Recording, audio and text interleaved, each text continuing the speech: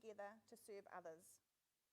May we put aside our own personal interests, work with integrity and openness, striving to create a community that supports its people and the environment. Let us, in a moment of quiet, focus on why we are here.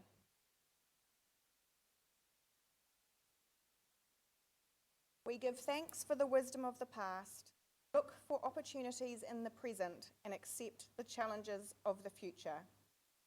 Tēnei te mihi kia koutou katoa, kia pai te are. Thank you.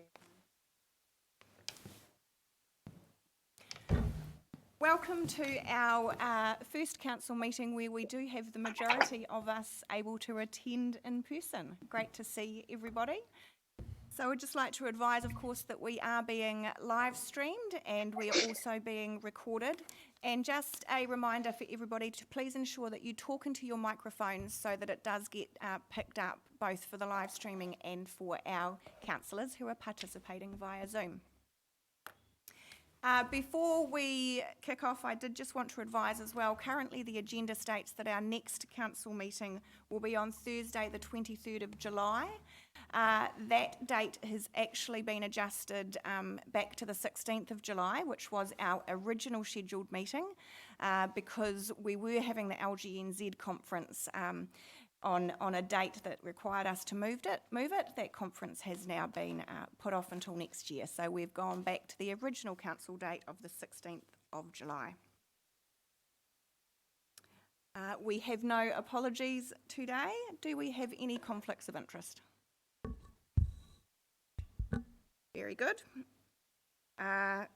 No announcements by myself other than saying, as I've already said, welcome back everybody, and great to see all the staff in attendance today as well. We do have a very full agenda, so we will try to move through it as efficiently as we possibly can. Are there any minor matters not on the agenda?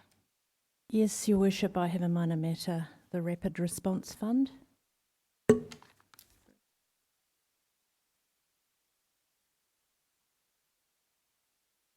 Any further minor matters? No, very good.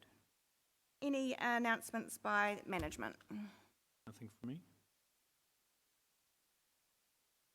Very good. Moving to confirmation of minutes. Now we do have a number here to confirm. We will do them in one lot. So the minutes to be confirmed are from the ordinary council meeting on Thursday the 23rd of April. The extraordinary council meeting on the same date, the extraordinary council meeting on Thursday the 30th of April, extraordinary meeting on Tuesday the 5th of May, the extraordinary meeting on Thursday the 7th of May, extraordinary meeting on Thursday the 14th of May, extraordinary meeting on Wednesday the 20th of May, and the extraordinary meeting on Thursday, the 21st of May. Gosh, we have been busy. Do I have a mover for those minutes? Thank you, Councillor McGrath, seconded by Councillor Wright. All those in favour, please say aye. Aye. Against? Carried. Thank you. That being the initial processes done and dusted, let's move on to our agenda items. And our first agenda item of the day is the wastewater outfall report. And I would invite Kath Bailey to present the report to us.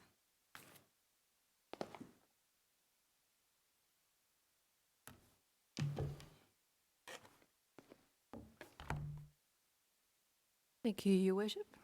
Good morning, everybody. Today we'll be talking about our wastewater outfall. And I have Cameron Burton, our Environmental Solutions Manager, with us today as well, and he'll be talking about some of the environmental monitoring that we've been doing.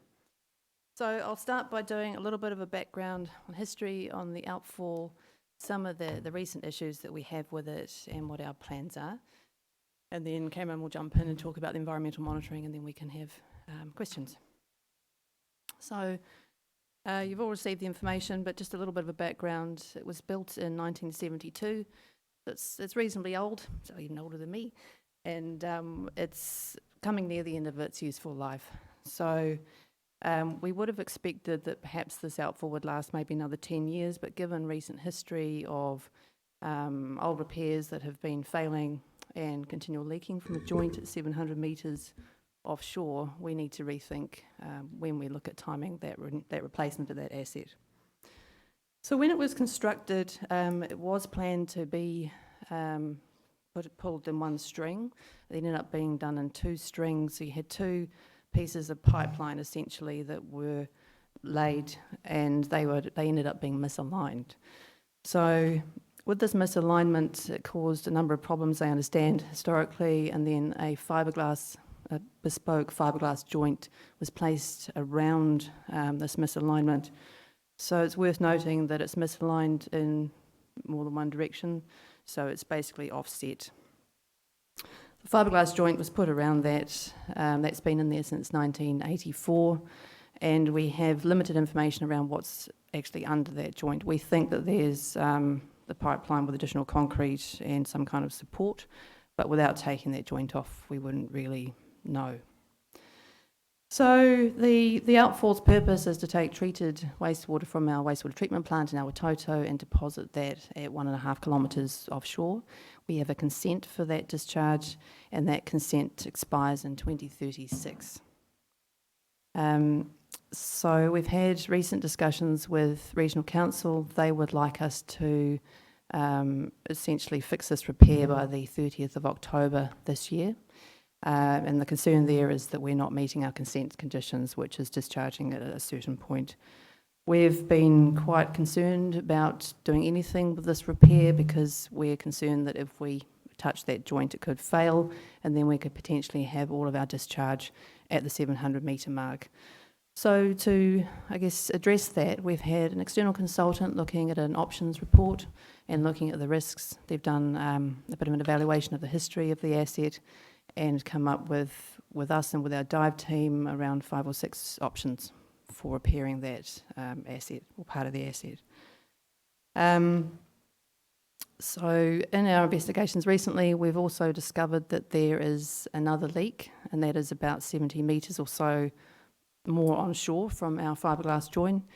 And we had the divers down during level 4, or just after level 4 lockdown, I think it was, and they you have to appreciate that the visibility in this location is next to basically nil, and they had to feel their way around this joint to find out what happened. But they've established that it's an old repair, and it looks like there's been some kind of damage to the repair. So the repair was a steel plate on top of the pipeline with cement bags around it, and there's a gash in that repair that looks like it's had some kind of impact.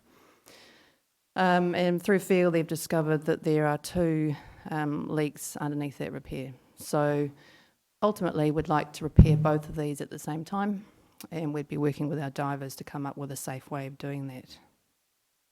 But from the Regional Council's perspective, their main concern is that leak at the 700 metre mark, and we've got a number of mitigation measures to deal with that. So first off, we're looking at getting a variation to the consent to enable us to discharge at this point. And Cameron will talk about that a little bit later. And we've got several options for repair. Because we're concerned about the condition of the fiberglass join and the lack of information to really know what we'd be dealing with, we and also the condition of the pipeline overall, we want to do the lowest risk, least invasive repair that we possibly can. So that's the main repair that we're recommending as part of the work we do in the next 6 months. So that would be loosening up the bolts on the join and then essentially putting in a fabric cord and then caulking that join. We don't know how successful that will be. We've got to remember that this is a live asset. We can only shut down at this point for 3 hours at a time. So any kind of major repair wouldn't be able to be done until we're able to shut down our wastewater treatment plant for a reasonable period of time. So that's a major constraint for us.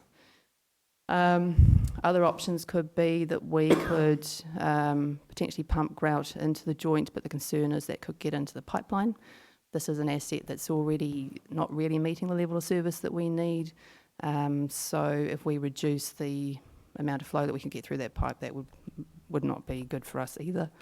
We could put a concrete casing over the top of it, but that could potentially make the asset fail, and then we'd be in trouble trying to operate and repair that with a live asset. So those are the sort of main options for repair. We're also looking, at the moment we're doing a wastewater treatment plant and outfall master plan, and the results of that are due in July.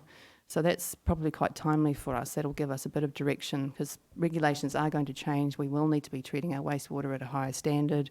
Potentially we might need to have our wastewater outfall discharging at a further distance from shore, but that will also depend on the quality of the effluent, so the level of treatment that we have. So there's a few unknowns there, but this master plan that we've got underway will give us some more information on how we're going to manage our wastewater treatment plant upgrade and the outfall in the future.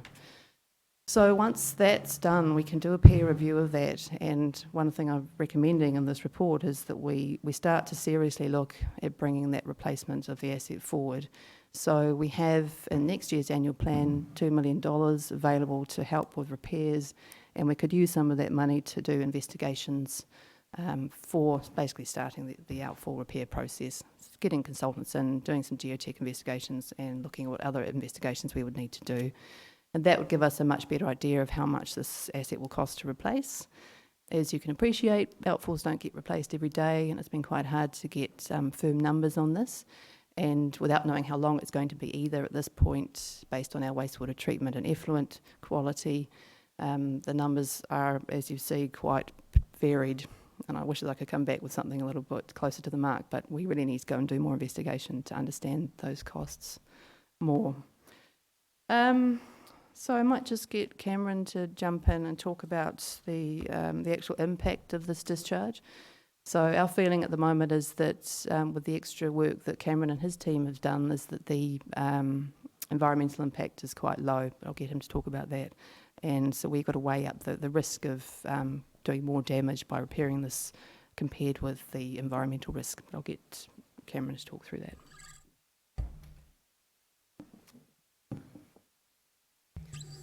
Good morning, ladies and gentlemen, Madam Mayor, councillors. Currently, the City Council has consented to discharge treated wastewater out through a diffuser at the end of the outfall pipe. Obviously, these leaks are creating small discharges part way out to that diffuser. The leak at the 700 metre mark at the fiberglass join that Kath has spoken of, and this is actually a photo from the archives that we've managed to find when they were preparing that, and even in that photograph you can see the offsets between this pipe and the one coming out the other end. So the leaks are coming from gaskets within these parts, so this creation is made with 9 interlocking parts. There's gaskets in between those, and the rubber gaskets have failed in some places, which are creating the leaks that we're seeing at the moment. So in your paper you have the very last appendix item is this, which details what the divers have found there during their assessments. Basically, the estimates that we've got are that there's a leak of 10 litres per second when the pumps are running at 300 to 400 litres per second from the wastewater treatment plant. So it's 10 litres a second versus 300 to 400 litres a second going out the far end where it's authorised to do so.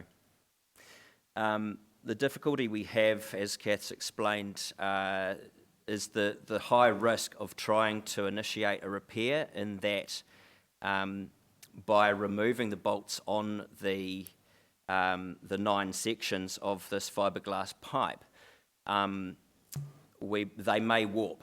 They may warp and not be able to be put back on again.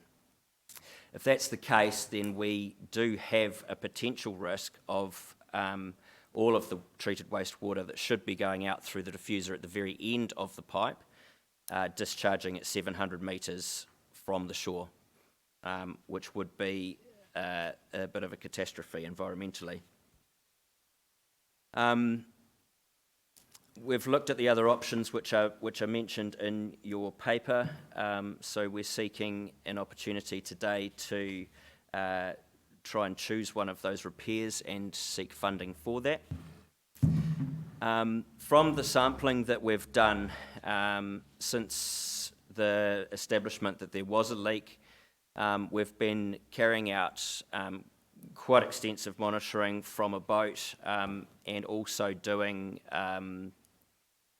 drone photographs. So we send a drone out there every couple of months, or if there are assessments which deem it necessary from the coastline.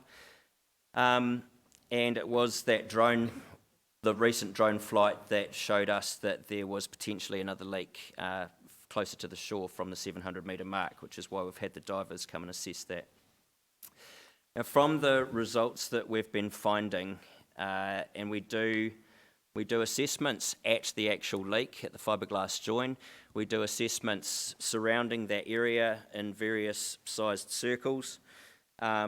We deploy a GPS drogue which shows us the direction of the flows of the ocean at that particular time. And we've also had the divers carry out sampling underwater in various distances and heights from the leak itself. In addition to that, we do longshore sampling, so we go right down to East Clive and do sampling in various positions along the coast to Town Reef, and we sample that for fecal coliforms, E. coli and such. We've also carried out mussel monitoring, where we've deployed cages with mussels to assess whether they have any risk of virus from the wastewater. Most of these assessments have found, particularly from the leak, that there is very little impact for now. The highest reading of E. coli that we've got adjacent to the leak is 38 coliform forming units per 100 mils of water. That's very low.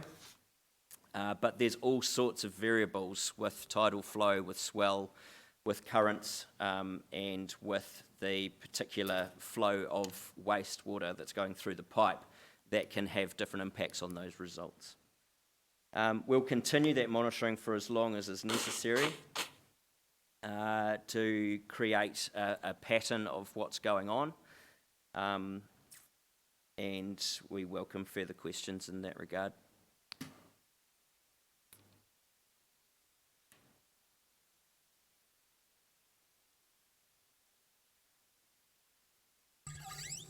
So that was our sort of overview of where we're at with this paper. We're happy to take questions and get into more detail as required. Thank you very much.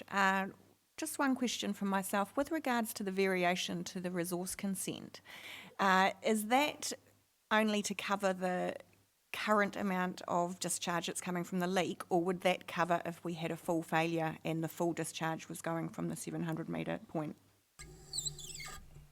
Thank you, Madam Mayor. No, it will only cover a leak, the current leak as we know it, because we can only assess the environmental effect of that through the monitoring that we're carrying out. It will be very, very difficult and costly to assess the damage that might be done or the dispersion rate of what would come out. And of course, it's an unknown period of time that could be occurring for, should the pipe be damaged in that position. So this variation will only be for the leak, should we not be able to fix it, through the options that are provided today. Thank you. So further to that, if in the circumstance that the repair was unsuccessful and more damage was caused, do we have a contingency plan in place to address the additional discharge that would be coming out? Yes, it's being developed at the moment. It will form part of that resource consent variation, so that in the event that there's damage done, we have a plan. We've established what that plan will be with the specialist dive and salvage crew that we have. It will take time to create, so there will be a discharge for a period of time should there be a rupture, but we have the details we need to now establish that plan. Okay. Thank you. Do we have questions from the floor? Councillor Wright. Thank you, Madam Mayor. How long before we will have an approximate idea of the cost of a replacement outfall? How long will it take for us to get to the point where we have that information available? Thank you for your question, through you, Madam Mayor. We've had an estimate from the consultancy group who are actually working on our master plan for us. So they've said 33 to 40 million. We won't, we don't have a design at the moment. We don't know how long it needs to be, and there's a whole load of questions that will need to be sort of answered before we could get a substantial quote for that. So we could probably get a much better idea by the end of the year if we continue with some of the investigation work following on from our master plan. Thank you. And just one further question, it's probably more for finance. What level of information do we need before we can establish a targeted rate to start saving money for this, to put towards this project? Through the Mayor, some of the costs have already been put aside in renewals for this anyway, so it's identifying what the actual cost of the replacement is going to be now and then making that assessment at the time. And that would be appropriate to put into an LTP process? That's correct. Thank you. Thank you. Councillor Price. I had 2 questions, but one of them's been answered. It was a plan B should the pipe fail. The second one was, do the regional council have any say or comment on the options you take, or do they just say get it right? We will be engaging with Regional Council. We will talk through this report. They have a copy of the report and we've been in contact with them. We would like to run risk workshops with them, talk through the options and the risks and get their buy-in essentially to the solution. Thank you. If it's John Kingsford here, if I could just add to that, Madam Mayor, can you hear me? We can, yes. Oh, thank you.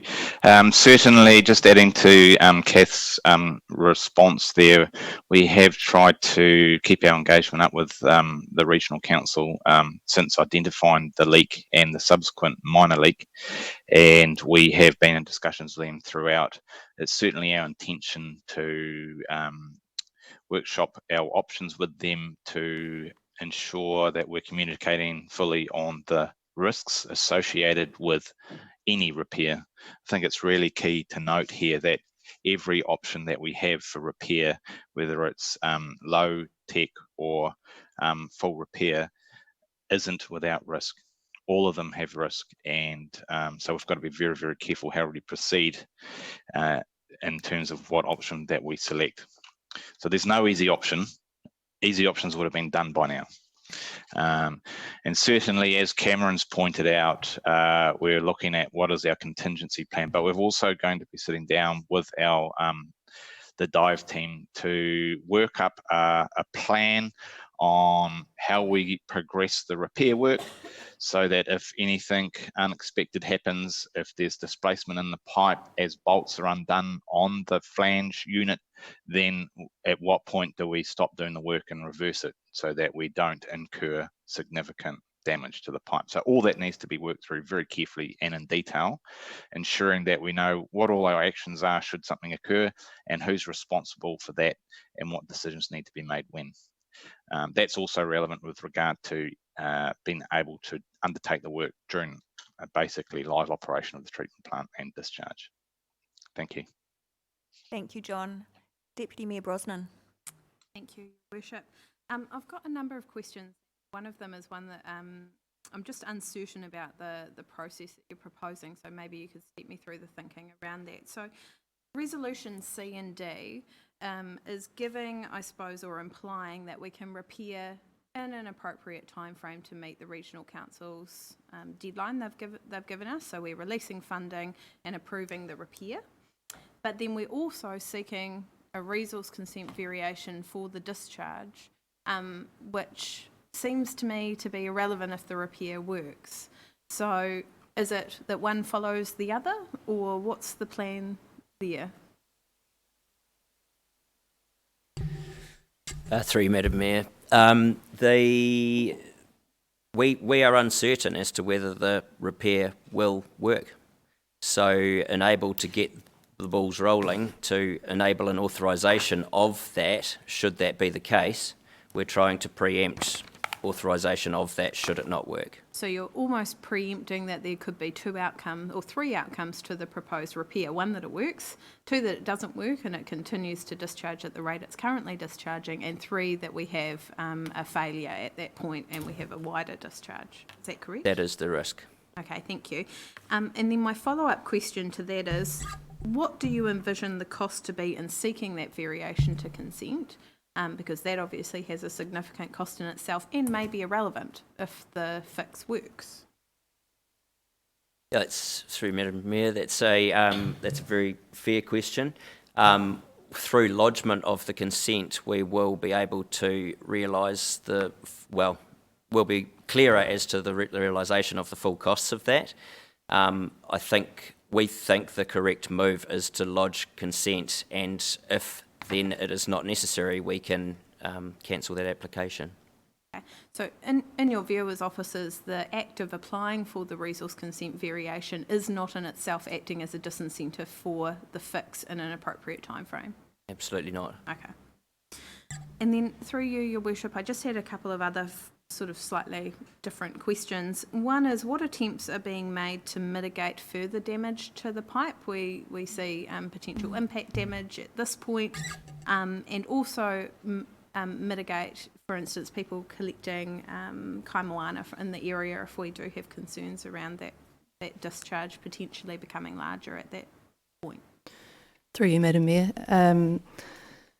So as far as people collecting kaimoana, we would have as part of our emergency response plan, our communications plan, so that if there was an emergency, people would be communicated with appropriately so that they wouldn't be, I'll just move here so I can see you, so that they wouldn't be collecting shellfish if there was an issue. Sorry, back to your first question, can you just repeat that? Attempts being made to mitigate any further damage from impact. Sure. So at the moment we're working with other councils in the region to have a protection of our pipeline so that there's a no-go zone essentially, because we do need to make sure that people aren't dragging anchors or nets or what have you over our outfalls. They're important assets for us as councils, and they're also very expensive to maintain and repair and replace. So this process is underway at the moment and will be communicated on with the annual plan. Fantastic. And through Your Worship, just my final question was a carry-on from Councillor Wright's line of questioning around the long-term replacement of the outfall pipe. You mentioned we've got a 3-hour stand-down maximum time for not needing to shut down the BTF plants at the moment. Obviously, with a replacement, we would need to shut down for longer than that. Are we making attempts now, or maybe we wouldn't need to shut down for longer than that? What are we doing now to, I suppose, foreshadow that need for a longer shutdown period at some time? That's a great question. This is a major constraint for us, only having a 3-hour period, particularly for the divers when they're trying to do a repair and it's basically no visibility. We have put $2 million into the next annual plan to install a storage area within the wastewater treatment plant. We need this for a number of reasons, not just for being able to do repairs on the outfall. So just getting back to the earlier question around if the repair doesn't work, putting in the storage would actually enable us to attempt a more detailed or invasive repair, because we could actually shut down for longer periods of time. In this report, you'll note that there are some options which just aren't open to us at the moment because we don't have the ability to shut down the plant and store wastewater. So having that storage would help us with being able to do a repair that would be more likely to succeed, being able to manage some of our heavy rainwater events, or being able to shut down the plant so that we can do maintenance work, and also to assist with any future repair or replacement of the asset. But my understanding at the moment is that we would actually do most of it in parallel, so the actual shutdown period could be managed accordingly. But we do really need this storage area. What kind of capacity are you looking at for that potential storage in terms of days? Oh, I don't know off the top of my head actually. Sorry about that. Yep. Thank you. Through you, Madam Mayor, if I could just add to those great comments from Kath Bailey. And it is a fantastic question. And I guess the time taken to determine the capacity of storage required is part of the master plan work that we're undertaking. And but the timeframes associated with that and constructing any storage won't allow us to effect a repair within the timeframes that we hope to comply with HBR's requirements. So as we've talked about, the repair that we're recommending is the one that we can deliver the quickest, is the lowest risk, but has the possibility of not being successful. And so we've talked about the consenting, should that, of the leak, to legitimise that, should it, legitimise, that's an interesting word, isn't it? But hopefully you understand what the intent of that comment is.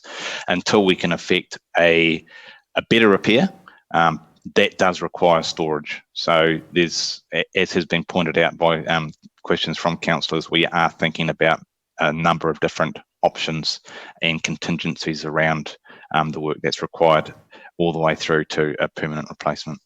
Thank you. Thank you, John. Are there any further questions? Councillor Crown. Through you, Madam Mayor.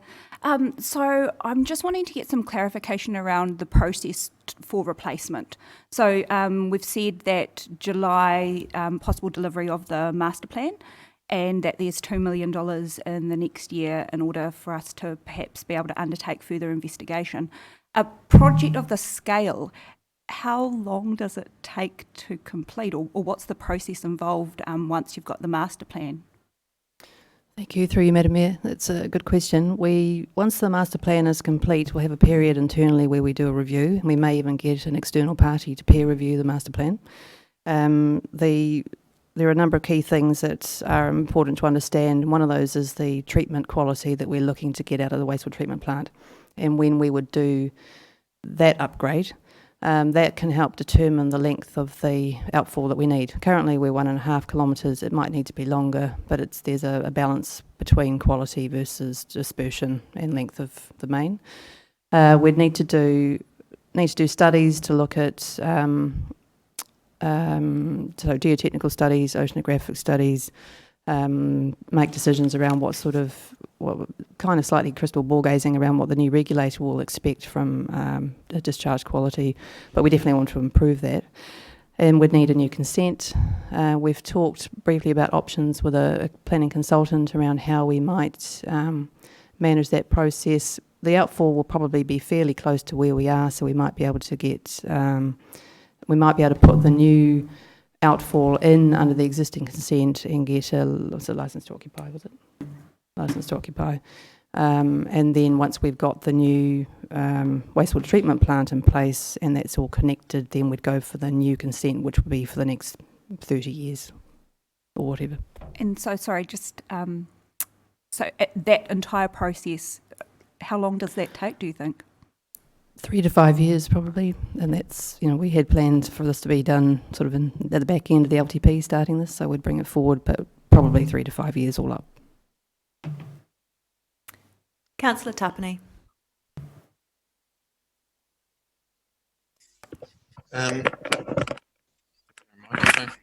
Thank you, through you, Your Worship.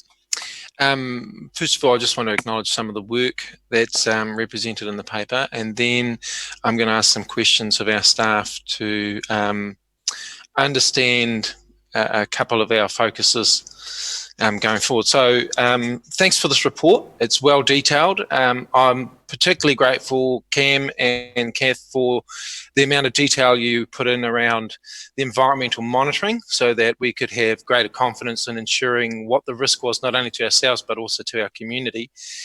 And you've got a number of measurements in there that show that you're extending our normal operating procedures in these spaces and covering as many options as you can to protect risk and provide assurance to us all. So great report, really looking forward to where this goes.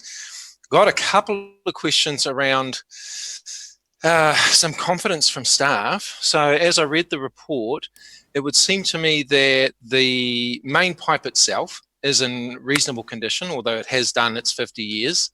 The diffuser at the end, the joint in the middle, and one point of impact along the pipe where we're getting more and more sort of failures. So my first question is going to be around, are these failures that we're seeing, which seem to be increasing in frequency given the age of the pipe, are these failures an indicator of potential more cascading problems, or are they consistent with the age and the type of custom repair that was put in there? Why don't we start with that question first? It would be great, please. Through you, Your Worship. I think when we had the bespoke joint, we were thinking we can repair this or attempt to repair and just keep, a watching brief on the outfall. There have been, I believe, 8 repairs pre 2002, I think it was. And obviously we've got the old repair, which has now failed. I think that the bigger issue for us is that the outfall really isn't fit for purpose anymore. We can't actually discharge the amounts of wastewater through it that we would like to. So there's a double whammy there, I guess, that we can't actually operate our wastewater network in the way that we need to, because the outfall is actually part of a constraint for us. So there'd be other benefits other than the risk of failure for us to replace this asset early.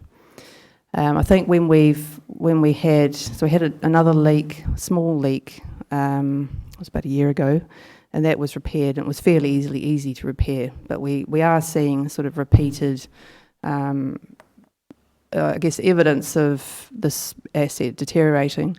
And there's also a risk with the diffuser. A number of the ports are blocked because it's largely under the seabed. So there's a number of different elements of this that are at risk, I guess, and it's not just about the risk of failure, it's also about our operational practice and how we move this to a more modern wastewater system that meets our potential future regulations. Fantastic. That leads me directly into...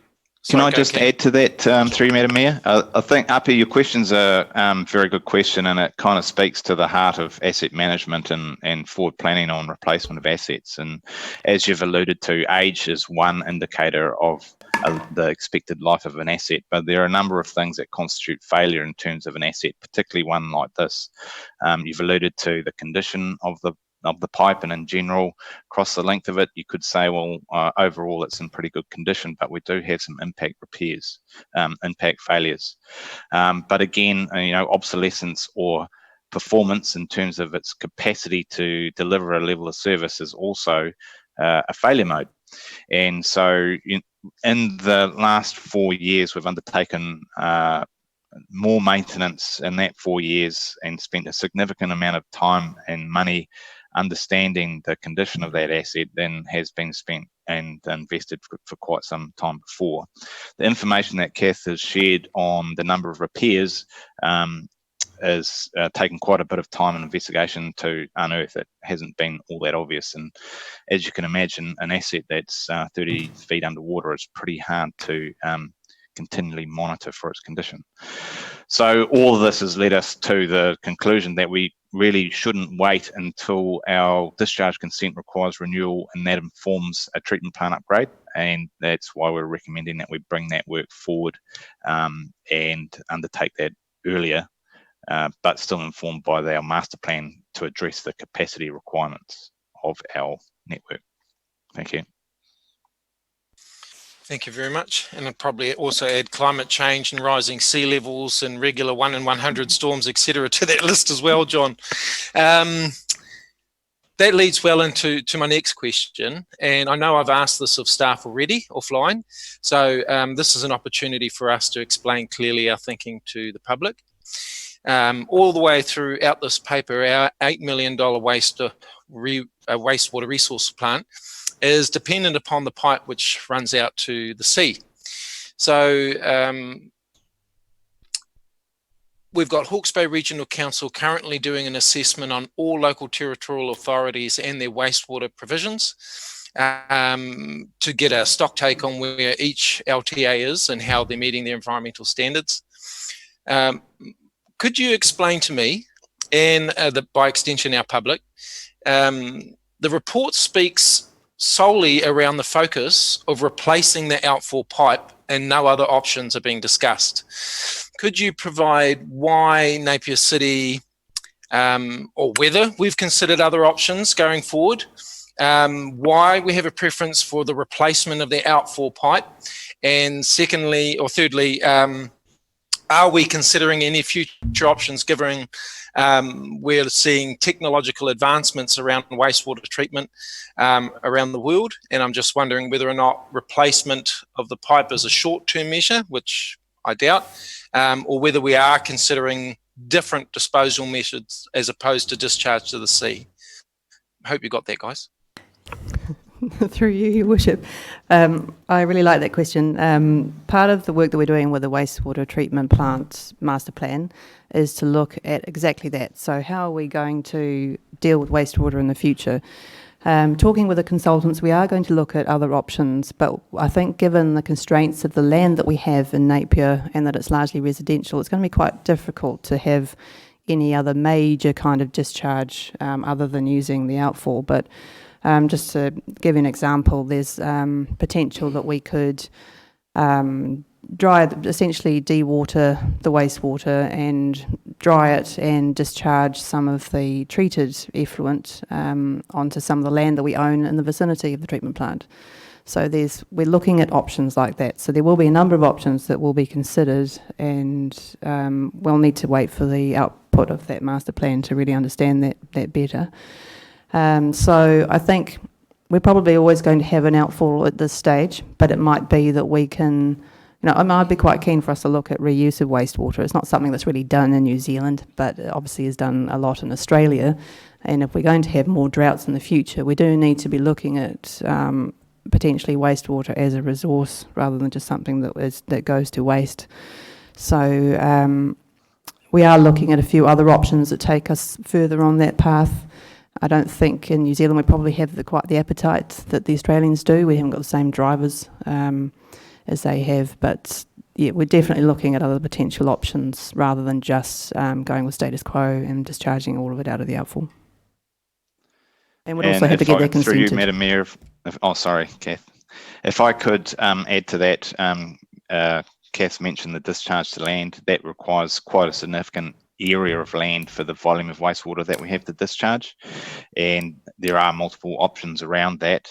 Certainly reuse of wastewater and still has a stigma attached to it in New Zealand, despite practices overseas, particularly in Europe. I guess one of the challenges that we have with our wastewater stream is that it still has quite a high level of suspended solids in it. So at some point we are probably going to have to address that in order to allow us to treat our wastewater with UV and address any potential virus risk, as small as it might be. So the master plan is intended to provide the context to that assessment of what all our options are, and as long-reaching as they might be, that is our job, to consider all of those options. So we don't have the answers yet, Councillor Tapani, but you're right, we do need to consider those and at least be able to demonstrate that we've considered those, the pros and cons of those, how difficult they might be to achieve, and consider those and make decisions against that. Thank you, John. Do we have any further questions? One final question, if I may, Your Worship. Yes, and then Councillor Mawson. Thank you, Your Worship. So my last question is to thank you to the team. You've outlined the risk, your thinking, the options, our pathway forward really, really well.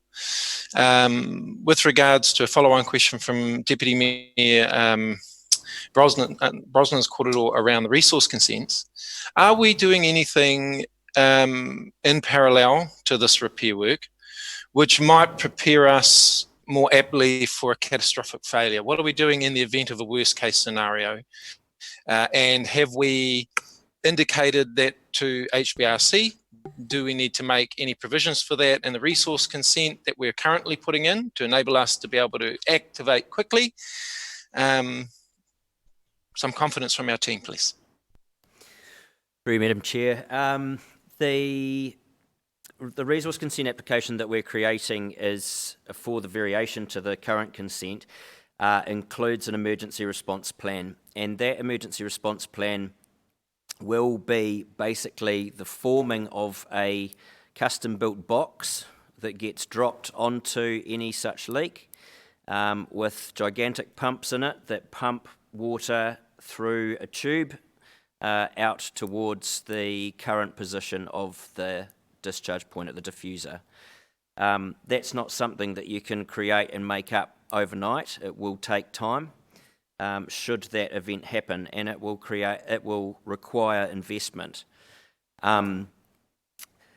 That, as well as a thorough communications plan and community awareness of what's going on, should that happen, is where we need to be, and that's all part of the planning for that contingency. There's no guarantees that an emergency contingency like that would work either. That also comes with risk. But we'll be doing everything in our power to ensure that any environmental impact because of that sort of an event is as low as it can be in the circumstances. Thank you very much. Councillor Mawson. Through you, Madam Mayor. Just following on from Councillor Tapani, yes, amazing report, and there's certainly a lot of work been done there. I'd just like some confidence around the establishment of and enforcing a no fishing zone. Devora, can we please just have that as an action item, please? I feel that any repair that we do or any future development of this outfall, that's probably one of the primary things seen as damage has come up many, many times in the report, that's probably the most important thing, because we're going to have fishing boats cruising through and damaging it and so forth. That should be our, pretty much prime thing to get done. So, is that possible, please, Deborah? Action noted. Thank you. Through you, Madam Mayor. Thank you, Mayor.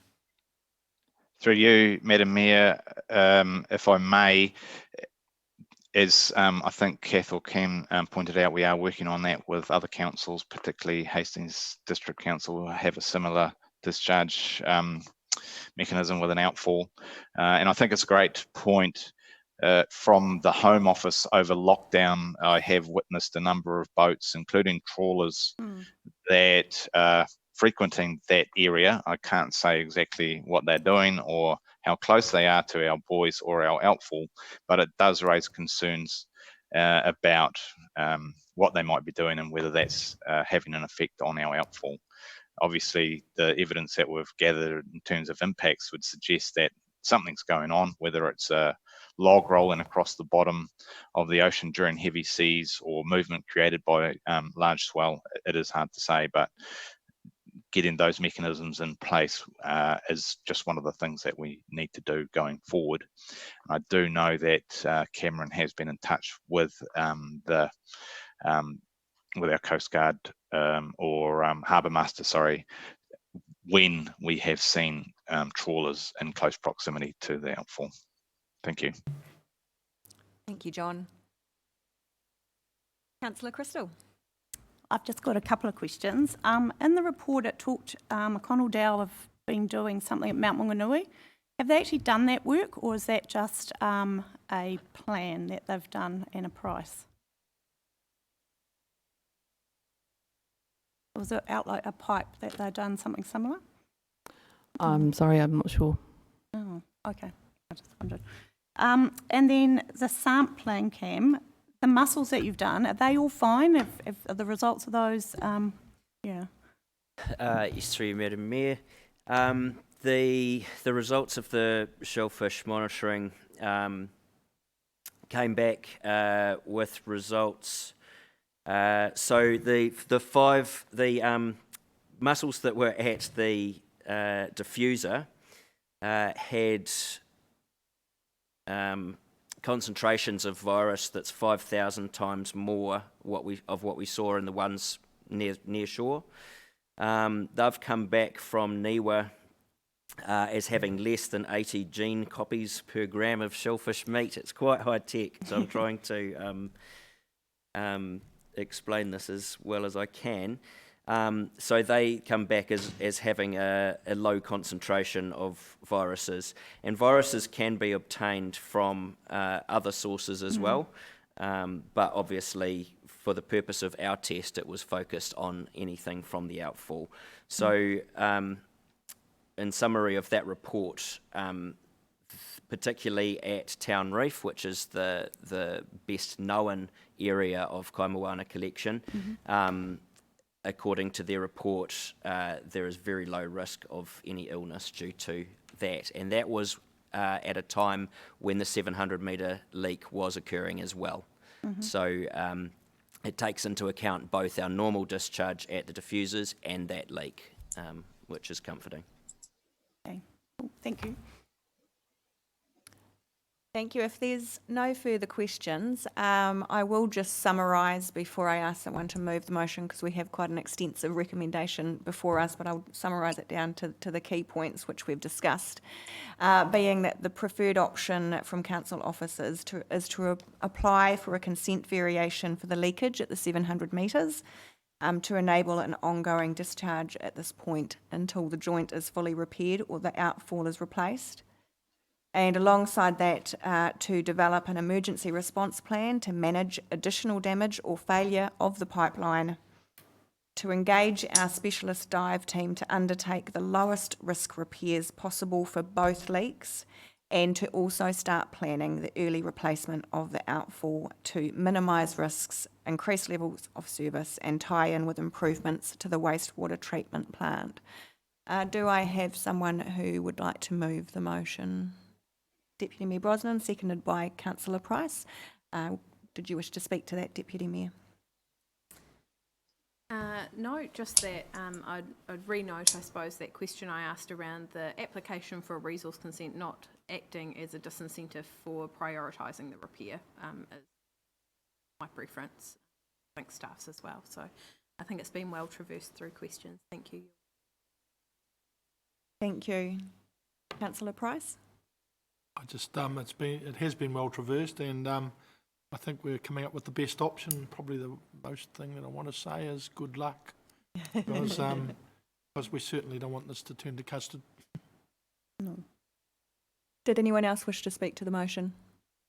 I think we've fairly well covered it off in our question session. Excellent. That being the case, I will put the motion. All those in favour, please say aye.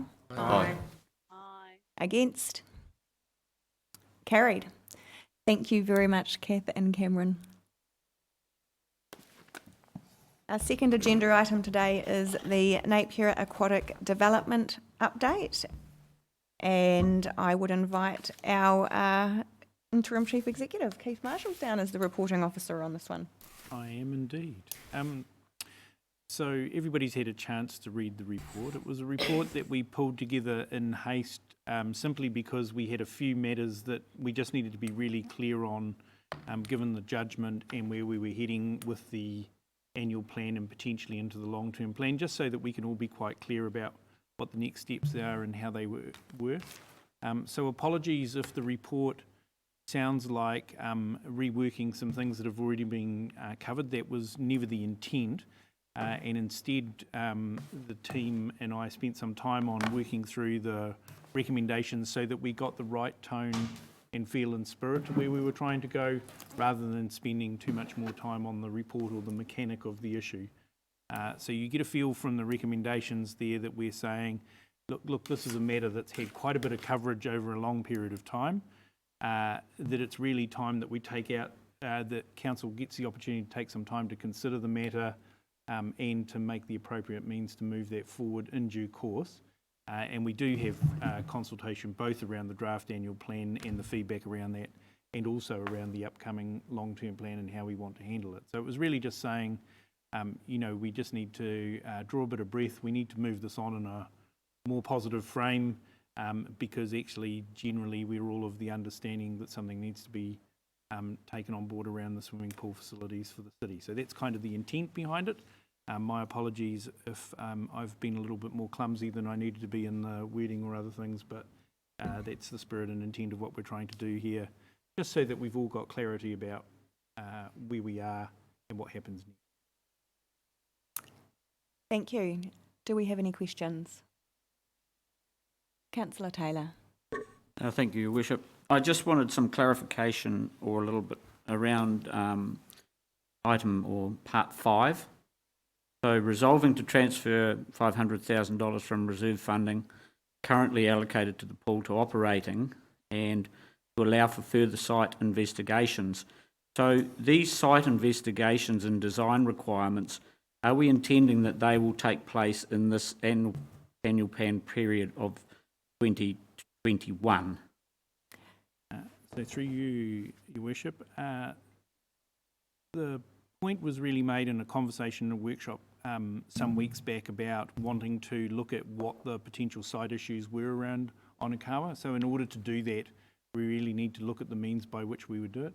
The intention isn't to have it resolved or finished necessarily within the annual plan period, but to put us in a position that we can have a consideration and discussion for the long. And further to that, originally we had made a decision not to proceed with those investigations in the upcoming financial year because we didn't have the budget available to do it. Now that we have the $5 million budget that won't be being used from a capital perspective, we do have this opportunity now to transfer 500,000 of that to the operational side to proceed with these investigations if we so desire. Thank you. And if I might just add to that, it's all part, Councillor Taylor, about how we move forward from where we are at the moment and still, but engage in a different type of process to move this forward a bit. And in order to do that, we are going to need to look at some of the additional. Any further questions? Deputy Mayor Brosnan. Do we decide as part of our annual plan deliberations what, if any, work we do on investigating Onikawa? Is that where that conversation happens in this coming financial year? I guess for now, the conversation that was held at the workshop was that we did want to look at that, and if Council passes this resolution, that will give us a chance to think about the work program and the timeframe and bring that back to Council for how we might. As part of the end. As part of the end. Thank you. No further questions? I have been looking up there. Yeah. Oh, if there's no further questions, I'm happy to put to move the motion from the chair. Do we have a seconder? Councillor Mawson, thank you. Just speaking to the motion, I think this is, as the Chief Executive has explained, is a really good opportunity for us to just provide some clarity to our community as to where we have reached with regards to the redevelopment of our aquatic facilities here in Napier. There is an acknowledgement, I think, by everybody that we do need to look at the facilities we're providing, and we need to look at that in a big picture as well, alongside other aquatic facilities that are available to our community, including the Ocean Spa complex and the Greendale Pool complex, which is due to hopefully be completed, their upgrade later this year. So there has definitely been a desire by the current council to actually go back out to our community to have a further conversation about this and to ensure that we are all working together to achieve the best possible result for all of our community. Councillor Mawson, did anyone else wish to speak to the motion? Councillor McGrath. Yeah. I support the motion going forward, but we are going to have, there is a time delay, and the community still have issues with the swimming pool. And I'm just wondering if management could look at how we currently use our Onikawa facility that may get more of the community using the pool. So that's really... So you're requesting an action that we do some analysis of the current Onikawa usage, and I think perhaps that would need to be extended to also, I know there's going to be a future conversation with Greendale Pool about what community use is available there. So it may be that we have an action point just to look at the current facilities that are available and how we could potentially improve the current offering to our community. Yeah, just how I said it. Thank you. So, did you get that, Devorah? Yes, action point noted. Thank you both. Thank you very much. Councillor Price. I speak in support of the motion. I think it's great, and I think that there's budget there to be able to put Onikawa on the map or off the map to a certain degree, which means we know what we can put into it, and that obviously supports what Councillor McGrath is talking about. So I think that's a good thing, and we can go into the LTP with a clear message. Thank you. Thank you.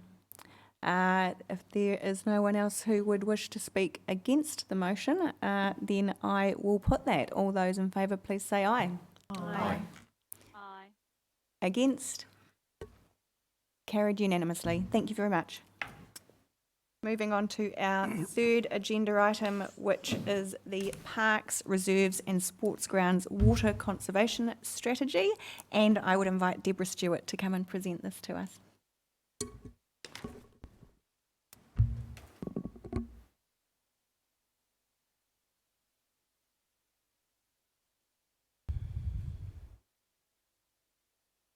Thank you, Your Worship.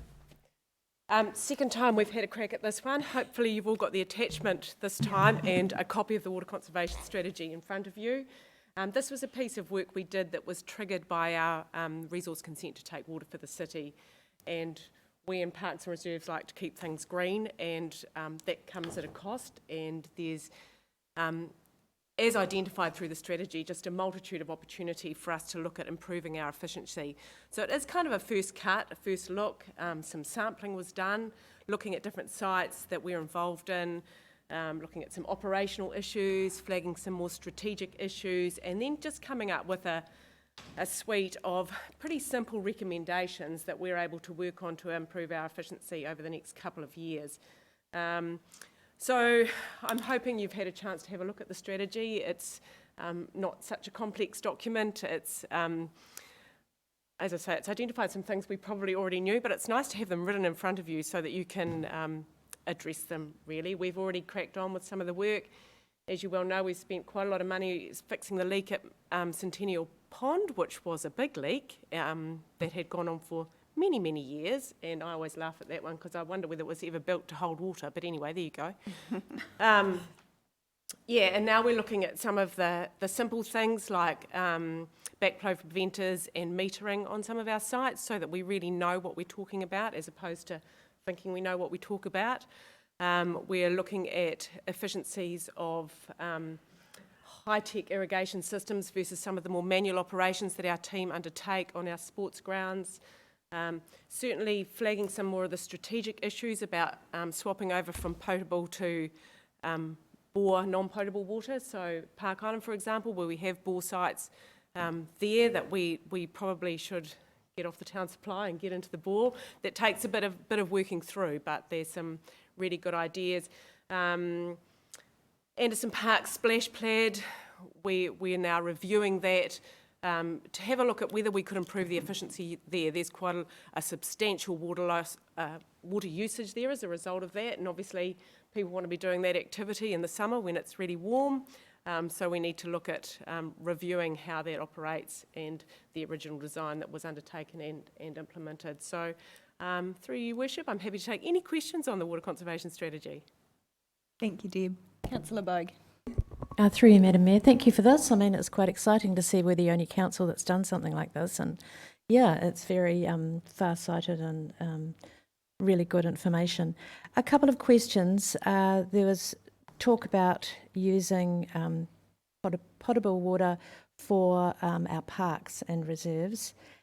The option of using bore water, how costly would something like that be for, say, McLean Park? Any idea? Is it? No, well, it would be around the consenting issues and our ability to gain consent to take water from bores. McLean Park hasn't got any operational bores there at the moment, but we do have operational bores at Park Island in the vicinity. So some of those are much easier than others, and it's whether we would gain consent to do that. Okay. And then to just change over to the system is probably relatively straightforward in terms of, you know, from an operational perspective. Right. What's the other thing? I wondered about Maraenui Park and Whitmore Park were not mentioned anywhere. Are they not on the watering plan? They're, Whitmore, sorry, I just get my head around the right park through you, Your Worship.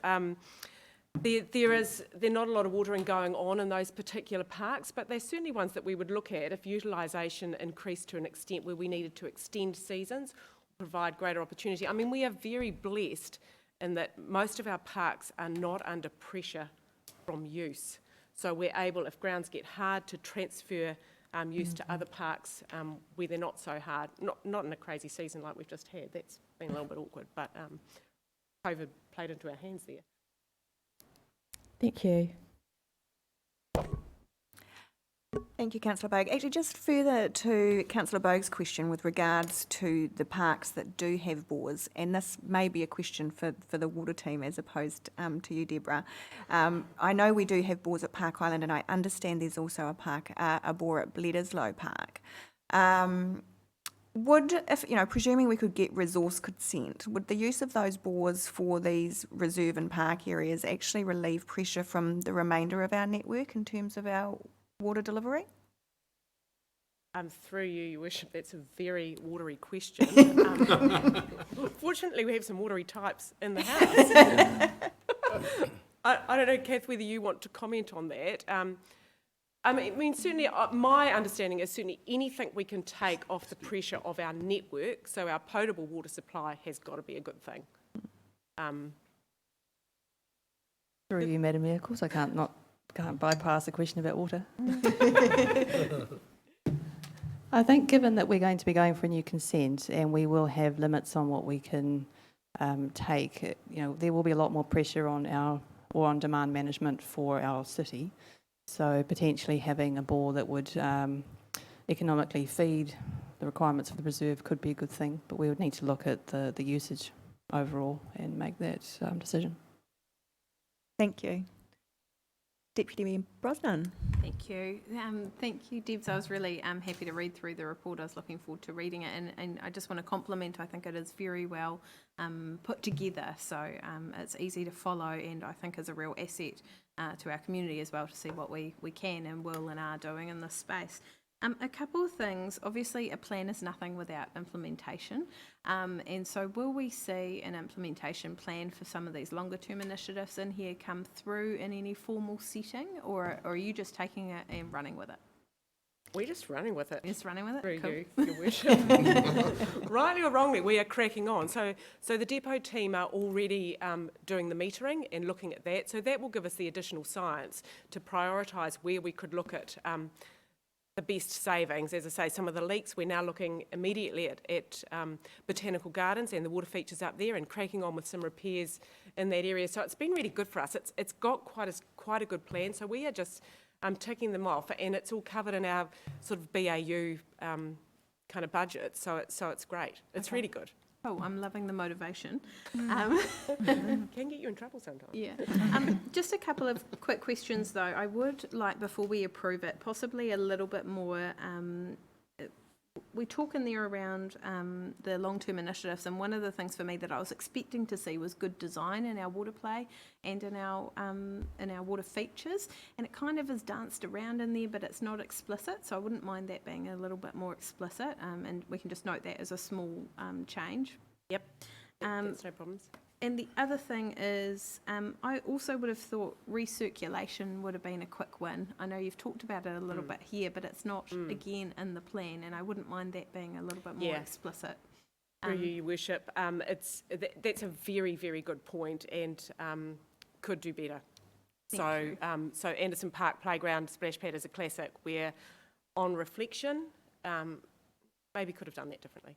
Perfect. And the last note I had around something that I was possibly expecting to see, and I think it was talked about earlier, was the use of bores, and I was expecting to see in there possibly some long-term investigation work on what we can do in our permitted levels, so without consent, as well as possibly on-site storage for some of our new developments, or built in there as an investigation. Yeah. So through you, Worship, that's certainly something we're looking at in the Park Island, because that's the one where we're focusing on development of new fields, and we've had lots of discussion and done lots of work on transferring our existing bore there, looking at its capacity to cater for some of that irrigation we do on the new field. It's a bit of a longer game for us, so it is a strategic priority, but it's certainly something we are very cognisant of, and we'll be ensuring that in those new projects that we really look at those options. Perfect. So with those three kind of small gaps, I'm quite happy with the report, and yeah, again, congratulate it. Thank you. Councillor Wright. Just exploring that when we were looking at future development in the city of residential properties and exploring the possibility of catchment and storage on site, have we explored catchment and storage as an option in this, when we've looked at this on the sites, on the bigger sites, particularly Park Island, as an Yeah, option? through you, Your Worship, it's not something we have specifically looked at, but I know there's sites like McLean Park, for example, that's got massive roof space and probably a lot of potential to capture, store and utilise water. It does require quite a lot of thinking to make it work, but it's certainly at Park Island, you know, we had the Taradale Bridge Club last time and a new facility potentially there, so that capturing that water, even if it's reticulated through their wastewater systems, it's a really good idea or good way to be smarter about it. And how can that be put into plans for in the future as something that we could be exploring and looking at? Through you, Your Worship, I imagine we could tweak this report to include that is a matter of priority for council, that water collection, storage and reutilisation is something that we want to really focus on. Thank you. If I could just add to that through you, Madam Mayor, I think it'd be key to prioritise which locations you might undertake that work. Deborah's rightly pointed out McLean Park is somewhere where you might prioritise for that sort of investigation, given the roof space there. And I guess part of the consideration will be, well, how much water does the park use on a daily basis? Therefore, how much water do we need to store? And given our limited rainfall over summer, how often are we going to be able to top up any storage? And therefore, how many days of irrigation will we get out of that storage versus the cost of doing that work? So I'm not saying that it's not good work to do. We should definitely do that to understand that sort of dynamic. But I think we should be open to the idea that actually our rainfall isn't such that the investment would actually deliver great returns. So it may be that a bore is a better option at that point, but that's one of the options that would need to be considered if you're going to do that work. Thank you. Thank you, John. Do we have any further questions? Councillor Tapani. Actually, Your Worship, it's more of a continuation of Councillor Wright's comments to this theme. And thank you, Deborah. I thought your summary of Councillor Wright's comments was bang on. It's exactly the same expression I have. And I see a link here between our number one item and this item. As we look at our wastewater options and how we treat and provide cleaner water, is it possible for our water team to look at options which would enable us to capture and use treated clean wastewater that we could articulate through our parks and reserve strategy? Again, I assume the same constraints around benefit versus costs come into play, John, but I just wanted to send an indicator as we expand our thinking in those areas that that's an option and an alignment that perhaps we could consider as well. Thank you, Your Worship.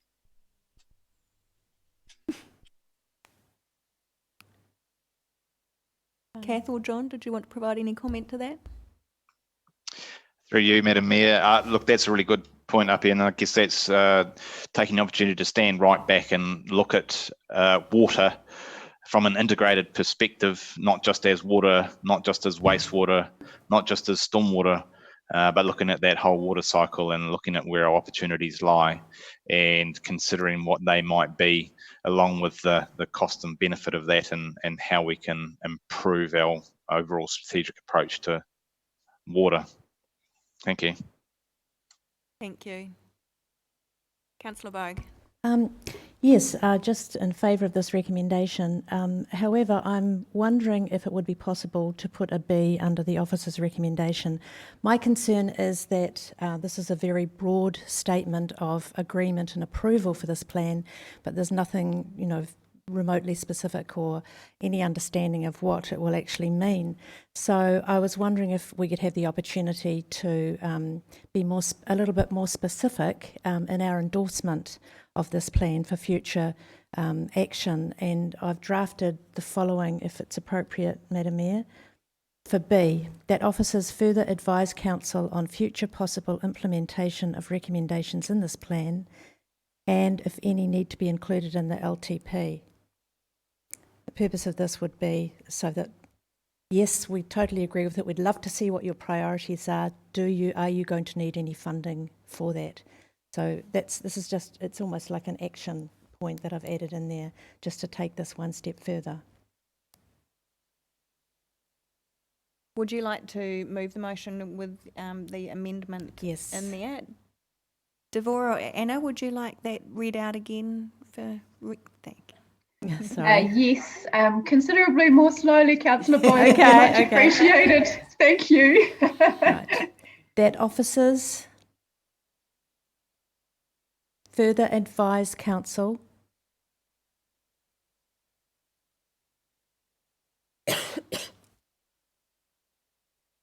on future possible implementation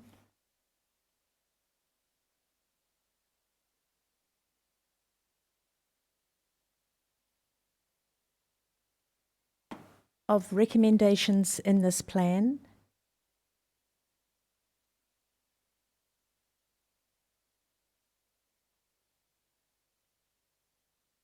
and if any need to be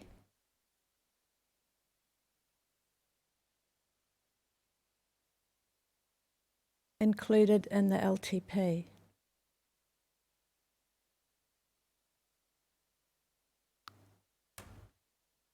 Do I have a seconder for the thank you, Councillor Crystal? Councillor Bogue, did you wish to speak to the motion? No. No? Easy. Councillor Crystal. Just that I really enjoyed reading the paper, and I think it was really interesting, the report, and great to see how things work around our city. And we have beautiful parks and reserves, and we can keep them looking good with using less water, then that's great. Yes, and an extension of that, I think it's fabulous that as a council we are demonstrating that we're going to lead by example. We do speak to our community often about water conservation, and of course we are one of the largest users of water in the city, so to have this strategy in place is absolutely fantastic, and I commend everybody who was involved in working on it. Did anyone else wish to speak to the motion before I put it? No? All those in favour? Sorry, Councillor Brown. You're on mute, Councillor Brown.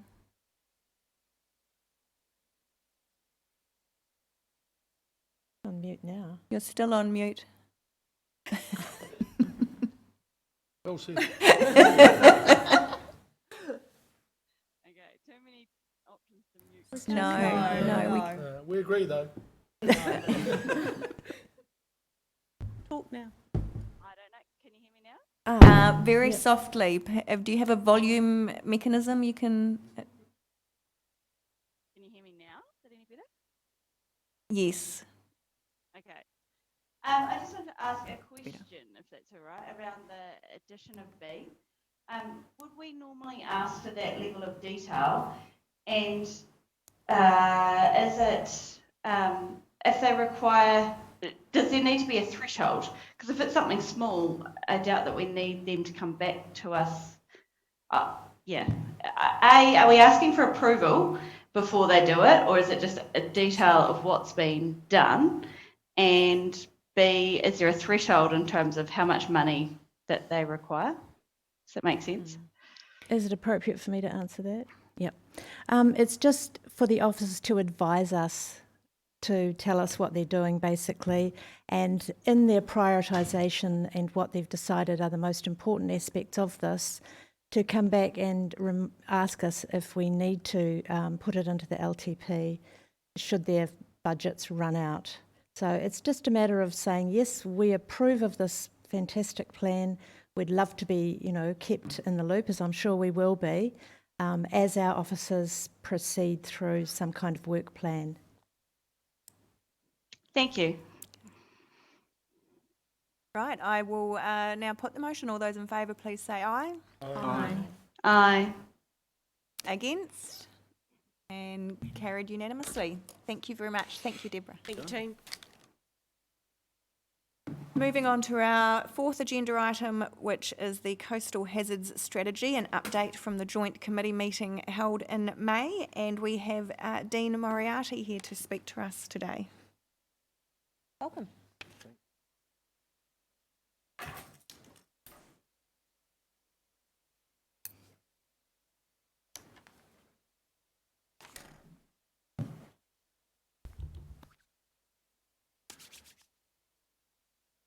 Okay, so through you, Chair, this is just a covering report, keeping council informed as to the what's happening with the Coastal Hazard Strategy.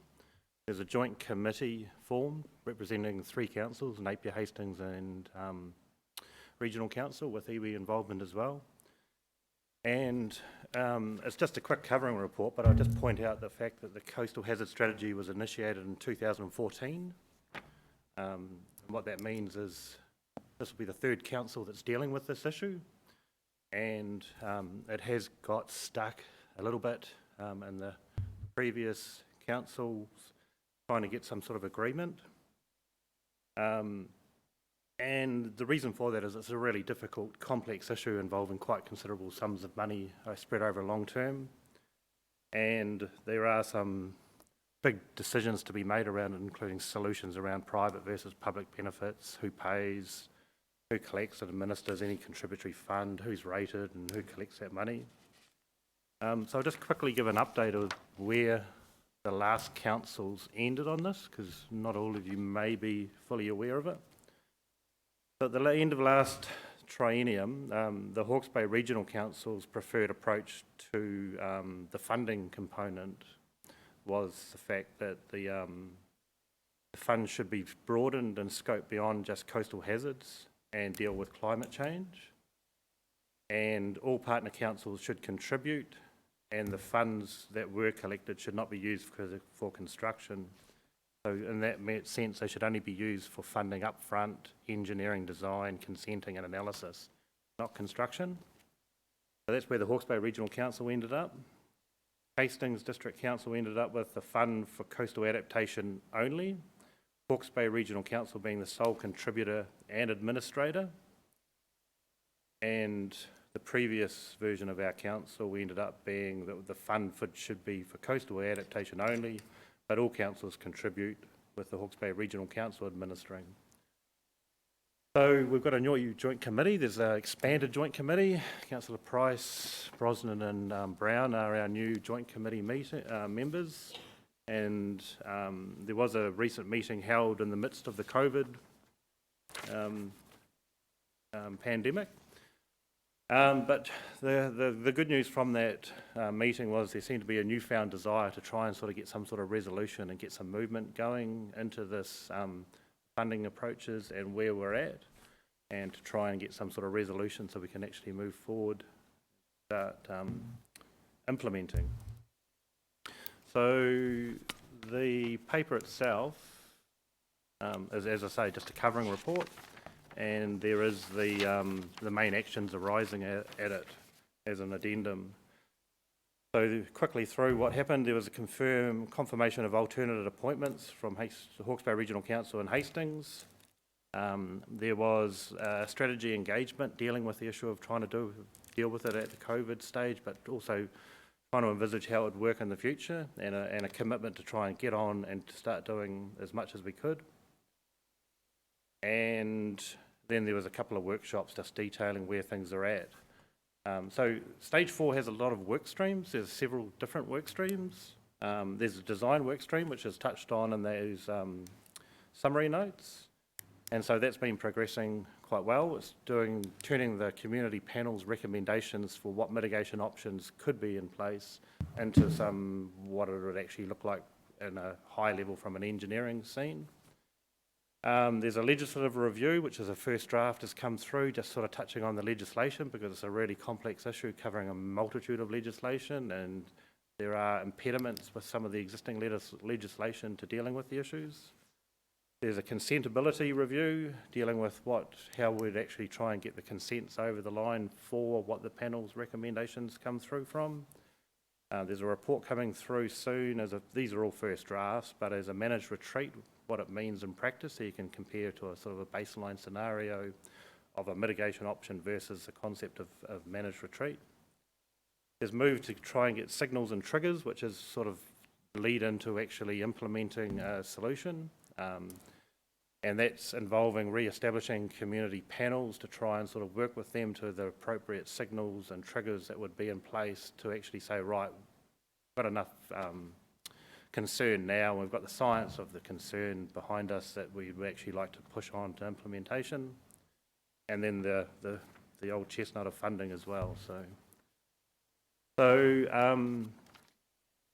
before I take questions, I would just give a quick update as well. There is something, the local government New Zealand remit being proposed by the Hauraki District Council.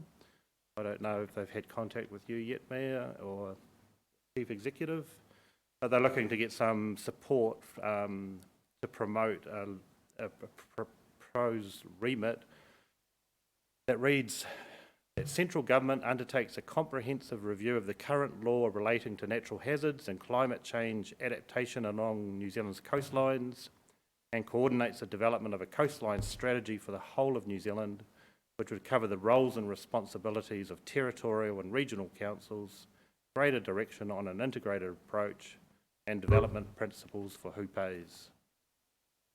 So I guess with our experience within the region as to how we've got through on and the issues we've hit up, that seems a very appropriate remit to support. So I'd recommend the council consider doing that. Happy to take questions. Thank you, Dean, and that's the first I've heard of that remit from Hauraki, so thank you for sharing that with us. We will await further details on it. Is there any questions from councillors? Deputy Mayor Brosnan. Dean, that meeting that we talked about coordinating, or the workshop we all talked about in this meeting of coordinating to finalise the first, I think, there's almost two steps to it. First, Napier City needs to finalise our position on funding from Napier, and then secondly, we need to get together as a group of councils and thrash that out. So have we booked either of those workshops to your knowledge? No, but I'd imagine it's going to be booked, sorry, through you, Mayor, booked very soon because we're moving to level 1, or it would appear we're going to move to level 1 very near future. So, and even if we don't, level 2 would allow us to have those sort of meetings anyway. So I'm expecting that meeting to be convened, but you're quite right. It is a case that Napier City Council has to get together and sort of try and get its position clearly established. It's a complex issue. There's multiple people involved in TAG. So John Kingsford's sort of in charge of the engineering side and Caroline Thompson, the financing side. So it is a complex issue, but Napier City Council has to reconfirm its position or change its position or decide on what position it wants to follow in that, and then same with all the other councils, and then the councils get together at this meeting before the next joint committee, and then the joint committee members would be sort of promoting and advocating for that council position through the next joint committee meeting. Through you, Your Worship, I wouldn't mind that sitting as an action item with governance. I think as soon as we can get together as a group and discuss our position, the better, being that we then need to hold it with all three councils, and then our meeting on the 7th of August, so I think that time will disappear. So. Through you, Madam Mayor, I can actually provide an update on that regional workshop timing, if that's appropriate. Deborah here. Yes, please. Good morning, everyone. There is another regional workshop that's being arranged in relation to Three Waters. The current timing for that is proposed to be early September, and the regional group are liaising around the possibility of integrating the two whole of region workshops in a similar timing. So at this point, they're considering early September for that. That's the latest that we've heard. We have a standing action point from a previous council meeting to make sure that Napier has the opportunity to discuss its own position first. So we are tracking the timing of that regional get together really closely. That sounds good. Let's call it 4 Waters and include coastal. Water. Thank you for that update, Deborah. Do we have any further questions of Dean? No? Do I have a mover of the motion? Deputy Mayor Madam Brosnan, Chair. thank you very much. Seconded by Councillor Price. Would either of you like to speak to it? Pretty straightforward. Anyone else wishing to speak to the motion? I'll therefore put that. All Your those in Worship. favour, please say. Oh, sorry, Councillor Tapani, I have to keep remembering to look up there. And Councillor Taylor. Sorry, Your Worship. Okay. I've swapped the headphones, so can you guys hear me? We can. Am I coming through? You are not very loudly, but we can hear you. Oh, sorry, I had to swap devices. This is a question more to staff than a comment to the paper. I am speaking in support of the paper.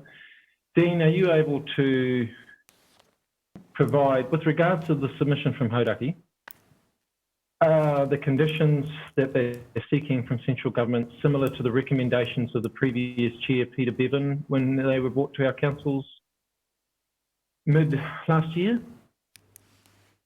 Through you, Chair.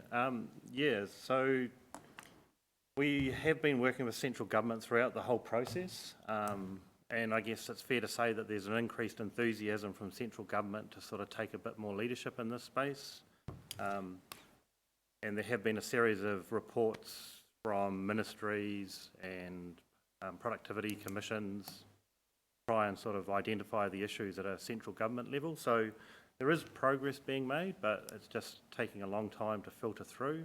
But this remit is another option just to keep the pressure on central government to be actively involved in this space and not just to rely on councils to take lead in such a massive, important issue affecting the entire country. Thank you. Councillor Taylor, did you wish to? That's basically covered off mine. I just was going to make a comment that obviously the issues that we face in Hawke's Bay aren't us alone, and other parts of New Zealand that have a coastline that is being affected are starting to have exactly the same issues. So I support the paper, but I also would support the remit. So I think that's a way forward, that it's not an isolated issue for us to deal with. It's actually a national issue, and central government must take some lead on it. Thank you. Okay, well, I will try again. If there's no one else wishing to speak to the motion, all those in favour, please say aye. Aye. Aye. Against? Again, carried unanimously. Thank you, Dean. Moving on to our fifth agenda item, which is the quarterly report for the 9 months ended 31 March 2020. And I would invite Caroline, who is online with us today, to present the report, please. Thank you. Through the Mayor, we're reporting a year-to-date net operating surplus of $237,000, which is $247,000 favourable to the year-to-date budgeted deficit of $10,000. I'd just like to note that this quarterly or quarter three financial report includes only the first week of lockdown, so therefore the full financial impact from the COVID lockdown will be reflected in the year-end result. The overall revenue for the year-to-date is favourable to budget by $4.5 million. This favourable variance is mostly fully offset by the unfavourable variance of $4.3 million for total operating expenditure. Capital expenditure year-to-date is $16.4 million against year-to-date budget of $23 million and against a revised full-year budget of $65 million. Also to note that we are currently working through the budgets to carry forward into 2021, and this information will come back to Council for discussion and approval. Explanations for the key variances to budget for the year-to-date are outlined on page 2 of the quarterly report attached, and I'm happy to take any questions. Thank you, Caroline. Opening up to questions.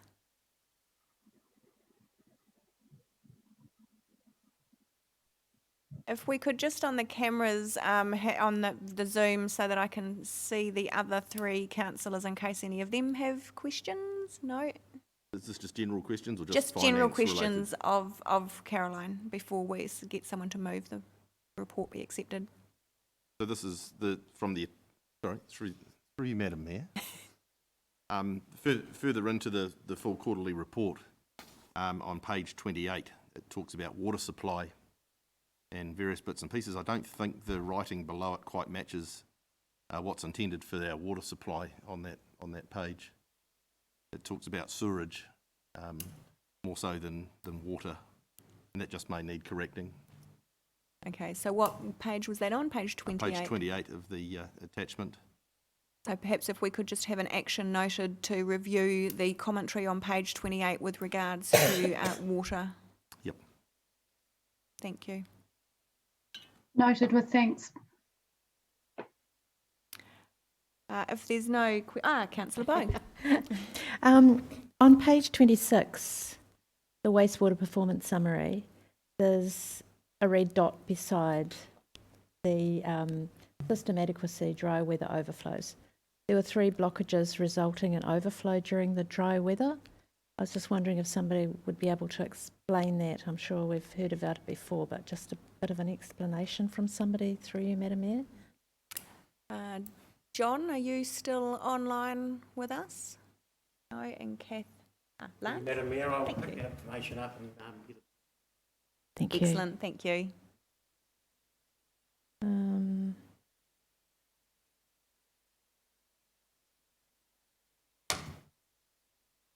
Oh, never mind.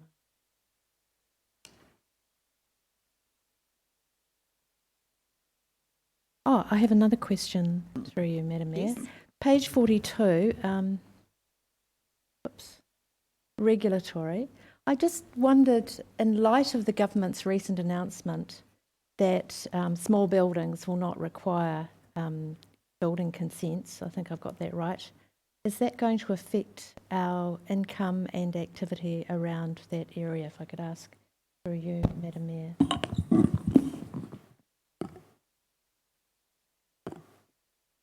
Through the Mayor, we actually have an item coming to the Council on this matter, but we believe that it's not significant for the Council in terms of income.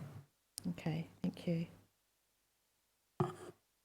Thank you. And there's just one other item I wanted to mention on page, is it 46, about the housing. I just wanted to show appreciation to the staff who supported our rental tenants, the tenants in our 376 rental accommodation so well during the lockdown. Most of them are elderly and frail, and they were all personally contacted by our staff, and I thought that was, I know from what I've heard from them that they really appreciated that level of support. So just to acknowledge the work staff did over lockdown in this area. Thank you, Councillor Bogue. If there's no further questions, doesn't appear to be, I would ask for someone to move the motion, please. Thank you, Deputy Mayor Brosnan, seconded by Councillor Crystal. Was that a raise of hand I saw there? Thank you. Did you wish to speak to the motion? No, just I think we've got to a point with our quarterly reports where they're really clear and sort of leave you without a lot of questions, actually, the detail they provide, so it's really good. Thank you. Okay. I totally agree. It was really easy to read. Very good. Did anyone else wish to speak to the motion?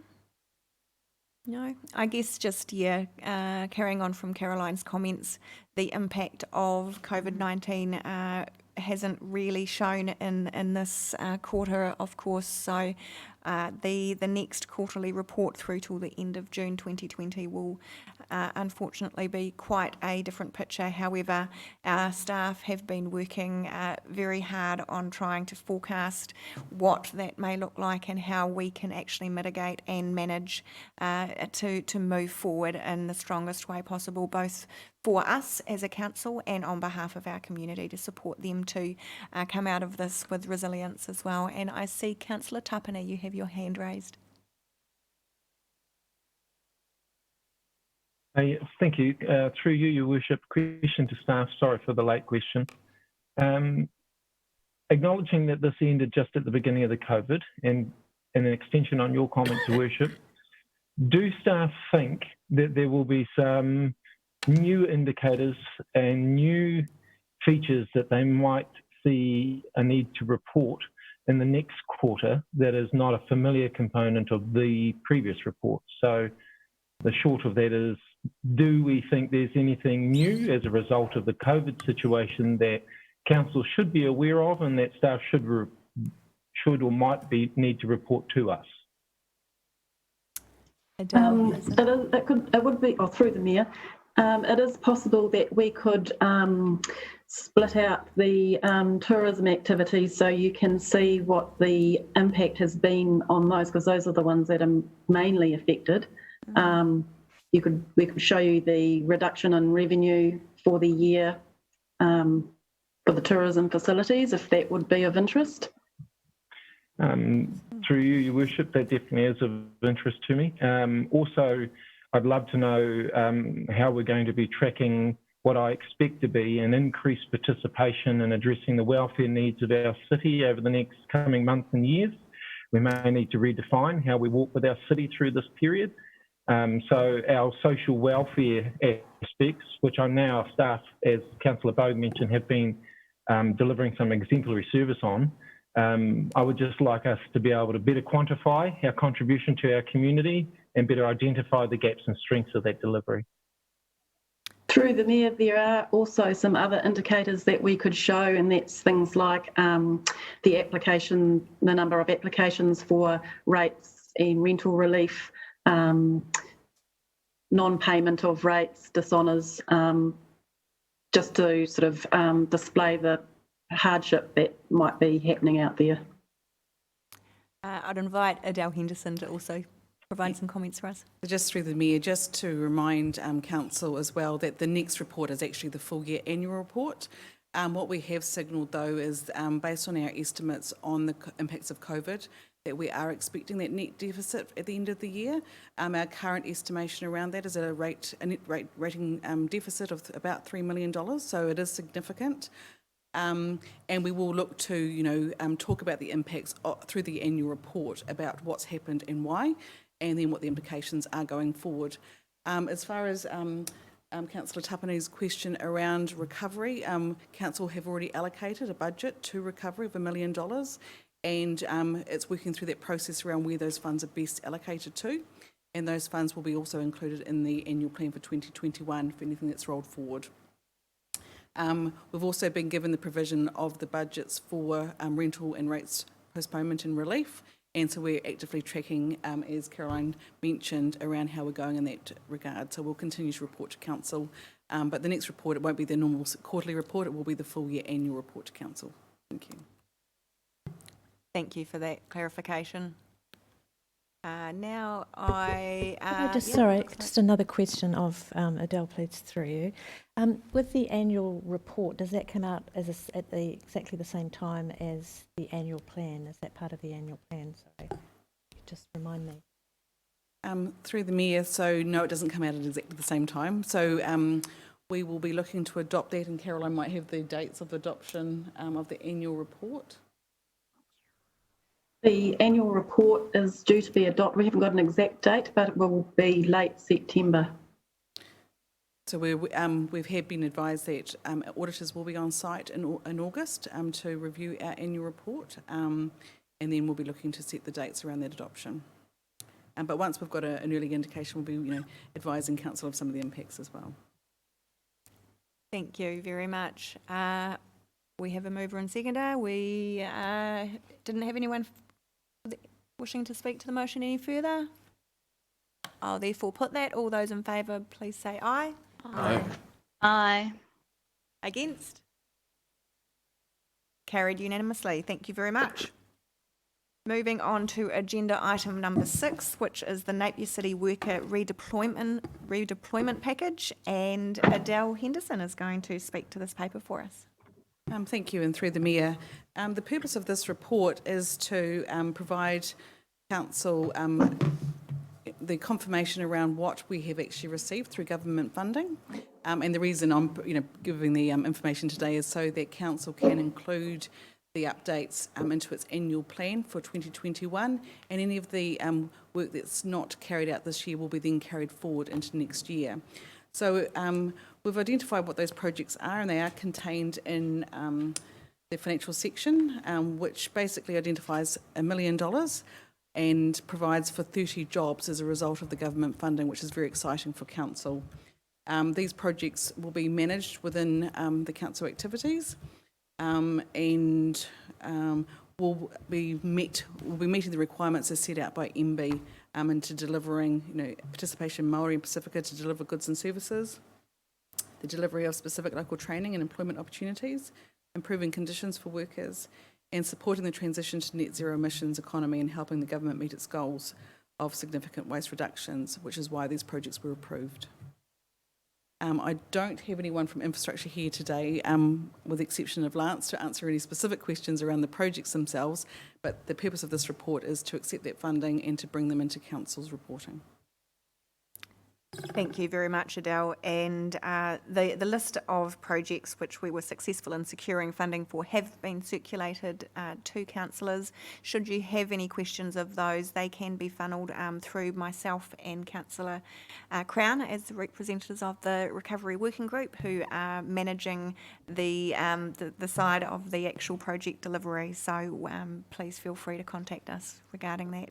And of course, Richard Mooneke is the lead of the Recovery Working Group. Sure wouldn't mind having questions funneled through to him as well, should they arise. Does anyone have any questions of Adele? Yes, Councillor Taylor. Yes, thank you, Your Worship. I'm just interested in the terminology in some of the report where it mentions redeploy relatively quickly and occur at pace. So can you give us some sort of an idea about these activities when they're scheduled? Because I see that, if it's not spent in this annual plan or the next year's annual plan, it'll be transferred to the next, which doesn't to me indicate quickly or pace. So I'm just, could you just... Through you, Your Worship, Councillor Taylor, there was a lot of emphasis put on that by MB in the process of getting those projects approved. So what we had done was we had taken the focus of they really need to be started, they really needed to be finished up and running, they needed to have some actual real jobs associated with them, and the expectation is that they will be finished within the next 3 to 6 months. So if they do carry over, it won't be a great amount. Thank you. Are there any further questions? Councillor Crown. I just wanted to get some clarification around the language that is being used. So the agenda item is Napier City Worker Redeployment Package.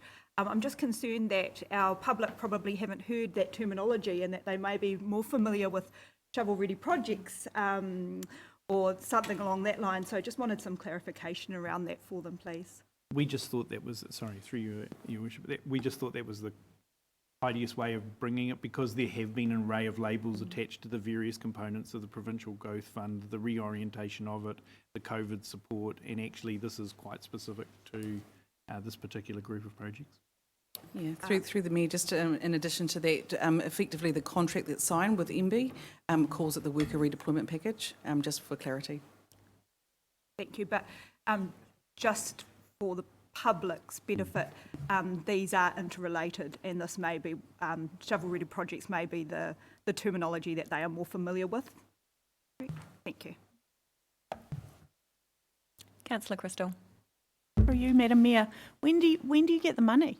When do the government hand it over? Show me the money. That's a very good question. Through you, Your Worship. The HM Crown has indicated an enthusiasm to get this done as quickly as possible, and we are treating that enthusiasm with all the accord we can at our place. So we're moving it as quickly as we can. And my understanding is we will be paid in instalments of 3, I think it is, at various milestones within the projects. Mm-hmm.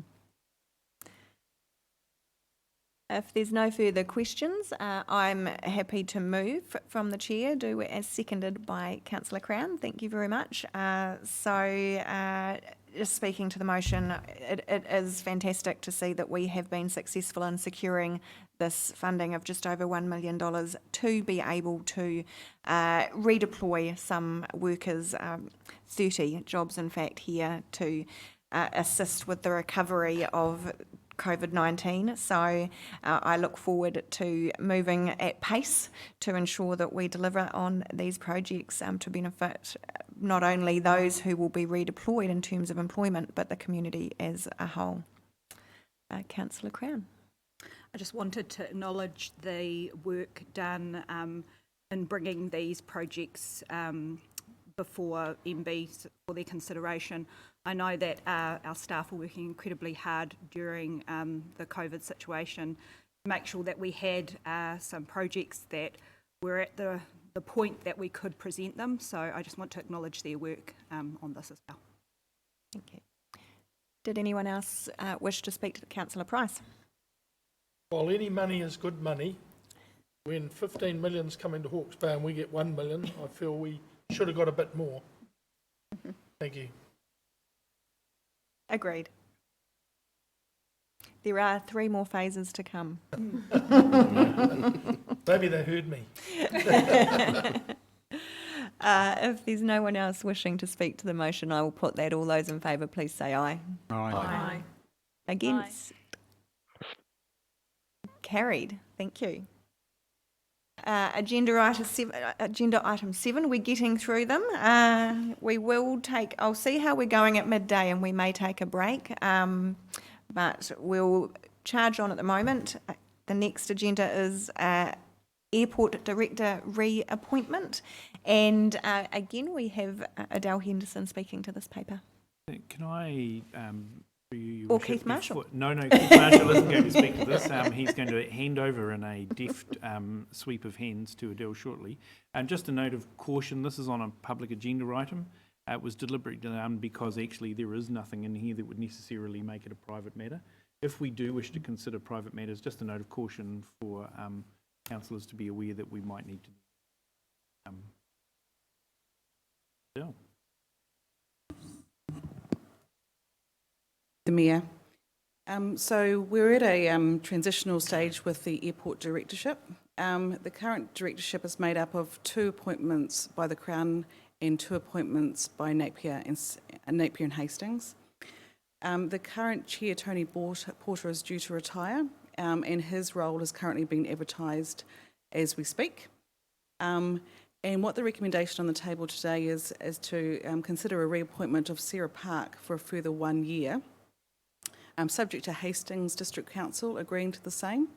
And the reason for this recommendation is that the Crown also need to consider their appointments as well. And as everyone will fully appreciate, there's a lot happening as a result of COVID and the impacts on the airport and the operations of the airport at the moment. And we believe it's prudent to continue on Sarah, who's aware of how the airport operations work. And to enable that to continue during this very challenging period. And I'm happy to answer any other questions that the councillors may have. Thank you. I'll open up to questions. I think this certainly makes absolute sense to maintain this continuity over the coming months when the airport will be working through a number of challenges in light of COVID-19. If there's no questions, I'll ask for someone to move the motion. Councillor Hayley, I think, has Hayley? a question, Your Worship. Okay, I'll just go Councillor Brown. Thank you, yeah. Can you hear me now? Yes. Thank you. Through the mayor. Just a question out of curiosity. How long are terms normally? How long do we 3 years, normally I understand, aren't they, Adele? 3-year terms, yes. Thank you.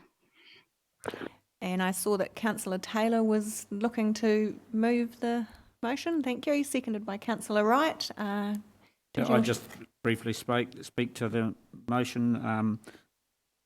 I understand that Sarah Park's been an absolute wonderful appointment as a director, and her reappointment is logical, seeing the situation that the airport's currently in. And I would also like to note and ask that the council send some recognition to Chairman Tony Porter for his efforts over the last, I'm not quite sure how many years, must be 9, maybe 3 terms or something. He's reported to us annually, regularly, and prior to COVID, we've had significant dividends from the airport, and they're to be congratulated on their efforts so far, so that could be noted. Devora, if you could please note that action to send through some acknowledgement and recognition of Director Tony Porter. Noted with thanks, team.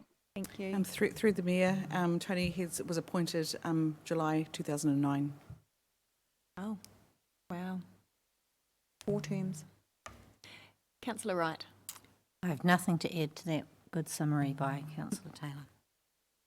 I will put the motion if there's no one else that wishes to speak to it. All those in favour, please say aye. Aye. Aye. Against? Carried. Thank you very much. And I think we probably will manage to get through the last few agenda items without needing to take a break. So we will charge on. Next up, we have the Hawke's Bay Museums Trust Statement of Intent for 2020 to 2022.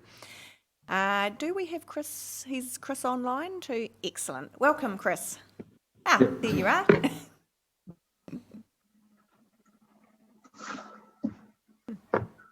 If you wish to speak to, I know it's pretty straightforward. Did you have any comments in particular that you would like to share with us with regards to this?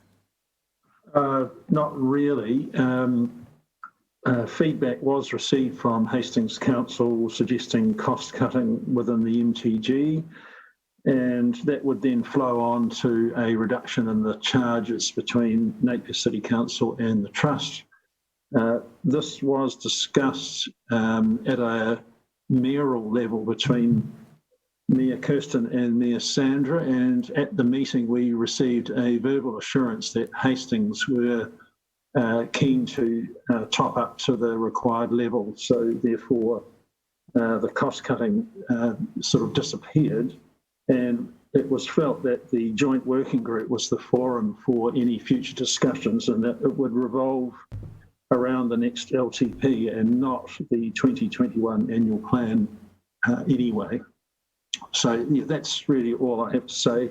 The document has gone through untouched, as it was when it was first drafted, and that's what's being presented today.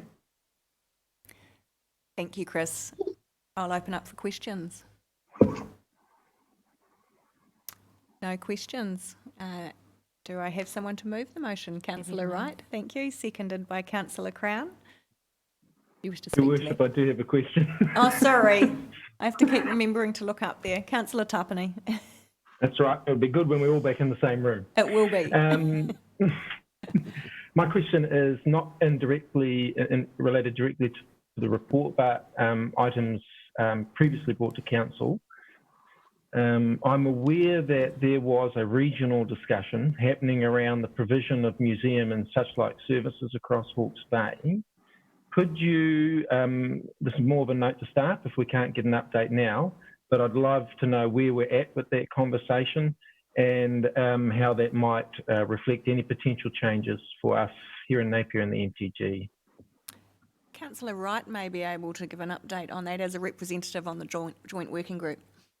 The joint working groups terms of reference do include, once we have settled the matter of the collection and where it is cited, to look at the structure, the ongoing structure and of the trust and the museum, and the arrangements around how we operate that will be the next thing that is discussed once we've settled the issue of the collection. And that issue is just the siting of the collection. And so we're discussing currently a site for a new storage facility. Thank you for that. Thank you for that, Councillor. Councillor Wright, did you actually get to speak to it? No. You wish to speak to the motion. Well, actually, I was just going to give that brief summary. So the joint working group is moving forward. It makes absolute sense just to continue with the current statement of intent until such a time as decisions have been made on the future of the storage and the future of the we operate the museum into the future. So, yeah, that's all I need to say. Thank you. Thank you. Councillor Crown? There's no further wishes to talk to the motion. I will put that we receive the statement of intent. All those in favour, please say aye. Aye. Aye. Against? Carried. Moving on to agenda item number 9, a complaints policy update. And Devora, the floor is yours. Thank you. I have to remember what I say so I can minute it appropriately. Good afternoon, everyone. We've just hit 12 o'clock. I'll just speak really briefly to this and then take any questions. Hopefully you can hear me okay. So as you'll be aware, Council has a process whereby it regularly reviews all its policies. Some are completely internal and some are about sharing with the public and the community how Council operates and what they can expect when they're interacting with Council in particular ways. And this is a really good example of that type of policy, obviously, being around complaints. So there have been some small updates to this. It's been formalised a teeny bit and a new section has been added in, so it's clearer as to what the public can expect if they have concerns that Council as a whole is operating outside of its own rules, guidelines, bylaws and so forth. And this policy obviously also outlines the process that the public can undertake and then what they can expect if they're complaining about a member of staff. So this doesn't cover any concerns that might be held in relation to elected members. That's a completely separate process. So just for that clarity. But other than that, I will take any questions if there are any. Thank you, Devora. Just one question from myself. I note in the policy that we currently have a time frame of 20 working days for a response in terms of a resolution unless there's extenuating circumstances. The language around that initial response of acknowledgement of receipt, however, is simply saying as soon as possible, and I would prefer to see some sort of specific time frame in there for that initial acknowledgement, and am happy to take advice on what that time frame may be, but I think it would just add a little bit more robustness to and guidance to those responding if there was a specific time frame in there for that initial acknowledgement. Sure, very happy to work with. So customer services is probably the primary team that we work with in that aspect, although they don't receive all complaints. There are some that come directly into the executive offices, for example. But yeah, we're very happy to have the conversation around what sort of more specific timing would work. We'll probably work with working days, the weekends being what they are. Generally, from what I understand, there is generally an acknowledgement that goes out within 1 working day, typically 2 or 3 at a stretch, which is very unusual, but very happy to work with the team and just clarify that. Thank you. And Dale, was that? Yeah, it was through the Mayor. I was about to just endorse what Devora was just saying, that any requesting through the customer services team will have a response, at that time, to acknowledge, any matter of council, basically, and then having it then forwarded to the relevant person for action. So that is noted, but we can then be more specific in the policy itself. Excellent, thank you. Councillor Bogue. Thank you, through you, Madam Mayor. I appreciate all the work that's done to update these policies as they're put in front of us. And you did explain, thank you, Devora, the improvement that was made. I'm just wondering if it's possible to highlight, when you send these out to us and put them on the agenda in public, if those changes could be highlighted so we can see, without having to go back to the old one and see what the changes are, just to clarify, and we can see how they have been improved and updated. Yes, absolutely. And my apologies, because typically the track changes version does come through to the agenda, but it's been a few months since I've had to do a policy, so that that's on me. But yes, I will note that for the future to make sure that it is the tracked change version and not the clean version that comes through. So yeah, I do apologise for that. And so just further to what I was going to say earlier, I have had a conversation with the regulatory manager about how we currently record complaints and compliments, and we don't currently have anything coming through at governance level in terms of volumes of complaints, timeframes to respond, and she has acknowledged that that would be something that we could work on so that we can actually start seeing that information flow through at governance level. So just to share to that with the rest of councillors. Deputy Mayor Brosnan. Hi, Devora. Just a couple of quick questions. On the first page, we've got any complaints about the Chief Executive going directly to the Mayor. Just is there any thought around whether or not scale and significance potentially in that space may need to protect the Mayor and have that go to the CE Contract Committee?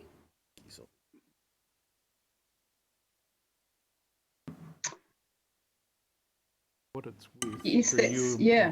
yeah. So just for clarity, sorry, through you, Madam Mayor, and just for clarity, Councillor Brosnan, so when you're saying in terms of significance, so things that are larger matters, for example, would go through the committee? Yeah, I just think there needs to be the discretion for the Mayor to determine the scale and significance of any complaint and refer that through to the appropriate committee, being the Contract Committee, if they choose. That's certainly well within the terms of reference of the committee. So if there was general comfort with that approach, we're very happy to update the policy to reflect that. Yeah, I think that would be good. Thank you. And another very quick question, just on page 3 around the confidentiality, we say that we will protect the confidentiality of any person complaining. I'm just wondering, is that internal or external we are talking there? Because obviously in the purpose of investigating a complaint, the complainants may automatically be disclosed in the course of the investigation. So are we saying you won't be able to essentially confront your accuser and know who's complaining about you as a staff member? Is that the intention of this, or just that for information requests we will keep people's confidentiality? I think the general intention of the wording as it exists currently was external, obviously within the requirements of LGOIMA, the Local Government Official Information and Meetings Act. It's a horrible acronym. And privacy. So we do, it's not unusual for us to get external requests in relation to complaints, and we do consider those always on a case-by-case basis, but we are very careful around people's information there. Internally, what happened with that information and in terms of confidentiality, I think that would depend on the nature of the complaint, to be honest, and what type of investigation was being undertaken. Thank you. I'm quite happy with that, provided we just possibly wordsmith that a little bit so that we're not giving people an expectation of complete anonymity when they do make a complaint, say about a staff member. They may be disclosed internally. Yeah, happy to add that. Thank you. Do we have any further questions? So just to provide some clarification for everybody, we have had 3 minor amendments requested in terms of having a specific timeframe for acknowledgement, changing the CE complaints to be referred to CE Contract Committee if the Mayor deems necessary, and also some wordsmithing around the confidentiality clause. Just wanting to confirm, would councillors prefer for the policy to come back to them with these changes, or are you happy to move the motion as it is today, acknowledging that those changes will be dealt with appropriately without them having to come back to us? Yep. In that instance, Deputy Mayor, would you like to move the motion? Happy to move. Thank you. Seconded by Councillor Wright. Thank you very much. Did you wish to speak to that? No. No. All very straightforward, thank you. So I'll put the motion. All those in favour, please say aye. Aye. Against and carried. We're all a very united bunch today. And Thank you. moving to our final agenda item, which Don't is the... think that, Your Worship. What was that, sorry, Councillor Topany? You don't jinx it. Oh, I don't think we're likely to disagree on the final agenda item. The unconfirmed minutes from the Regional Transport Committee meeting on the 27th of March 2020. Now, we do have Cherie as the reporting officer, but I'm aware she is on leave. Devorah, was there anything, otherwise I can invite Councillor Price as the representative on that committee to provide us with an update if he feels there's something in particular that needs to be brought to our attention. If you're happy to take that approach, Madam Mayor, that's probably the best, as these types of minutes are a procedural matter for us. So Councillor Price is probably best placed to speak to anything. Thank you. Councillor Price. Yeah. Well, pretty self-explanatory. I guess the regional land transport plan is where we're all working towards. That's been extended out as a result of COVID-19. I did a workshop with Rod O'Malley last Friday, and the thrust from the region is probably the big one is getting to the port, which involves us quite a bit. So we've highlighted that, and it actually by the lady that's carrying out the review, we got right up the ladder, and then we had support from all the regions around. And it's quite good because you can see how everything coming in funnels in through Napier and through the entrance to the port. So it's quite a priority. And obviously there's a bit of discussion required on our public bus service. I noticed after this meeting, I observed buses driving around town, empty, big buses. So it certainly needs something done. And I gave everyone the Timaru scenario, which I think needs a lot of work done on, but has a lot of merit. Thank you. Councillor Bogue. Just a question through you, Madam Mayor, Councillor Price. Some of us get quite regular complaints about the noise of the trucks and everything going to the port through Ahuriri, and I'm sure you've heard those complaints yourself, and I'm wondering, is this being addressed, and if so, in what way? I guess the main ray is NZTA having a standard of road that is soundproofing as you can get. It's unfortunate that is the road into the port, and it has lots and lots of big trucks going. Richard, did you have an update on that? Yeah, just to add, Councillor Price is right. It's really, if you think about Ahuriri and where it came from, it was always a port. People live there now, and well, they probably lived there then, but they live there now in the apartments and all those sorts of things. And it's a mixed-use area now. But all the way through, the planning has been in terms of making sure that those coming in had to prepare for the noise that was already there, not the other way around. So, in other words, those apartments are supposed to be designed in a way where they do have the right kind of glazing and what have you to not have noise. And there is a mechanism in there which avoids being able to complain about the noise in a legal way because of that very reason. Because you just simply cannot avoid that going down, trucks going down there. And the other thing is that, economically, otherwise you get into this weird and fraught situation where you are trying to reduce the volume of cargo going to the port because of noise and complaints from the residents and things like that. So it's firmly in the people that are coming and developing in there to manage the noise that is already there. Just a further question. We used to have a port noise committee. I think it was more about the noise around the actual activity at the port. But is that still in existence? Yes, it is. And Councillor Brown's on it with myself. And we get regular reports, but it's more for the people living on the hill, the noise they get. And there's no complaints have been not through the port. Can I add to that, Your Worship? Yes. There is a representative from the transport industry, from Emerson's Transport, and they regularly look at what noise the trucks are making, not just on the port but driving through the roads, and suggest some good practical solutions for not only their companies but all the other companies coming forward, or other trucking companies going through those roads. So it is included in the scope of the Napier Port Noise Committee.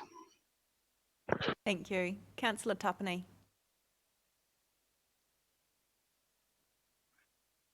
Thank you, Your Worship. Through you.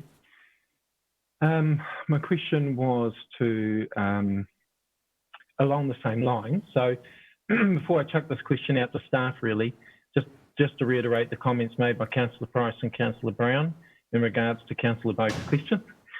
There has been some fantastic progress made between the port and the residents in that area.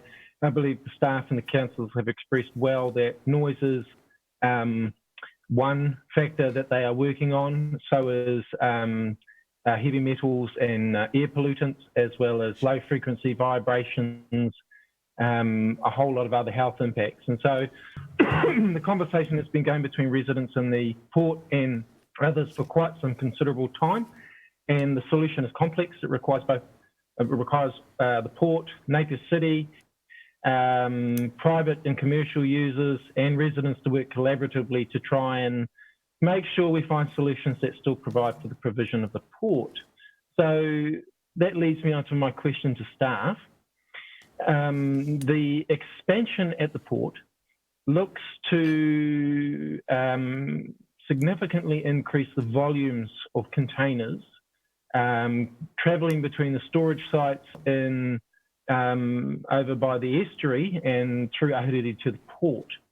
And then you've got the parallel conversation around an industrial site which has a regional focus and potentially trains taking more cargo through the centre of the city to the port. So my question to staff is, with the expansion of the port, we know what the timeframes are around that. Does our current strategies around harbour development, around the Ahuriri area, around that transport corridor, will the recommendations and planned activity in those areas be delivered in alignment with the expected conclusion of the port, or will we still be trying to pick up our end of the infrastructure and quality of roading after the fact? So where are we in those spaces?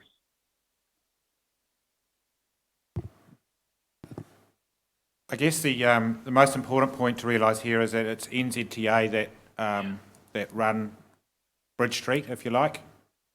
So in terms of how that works, they have done a port access study a couple of years ago and have looked at the capacity of that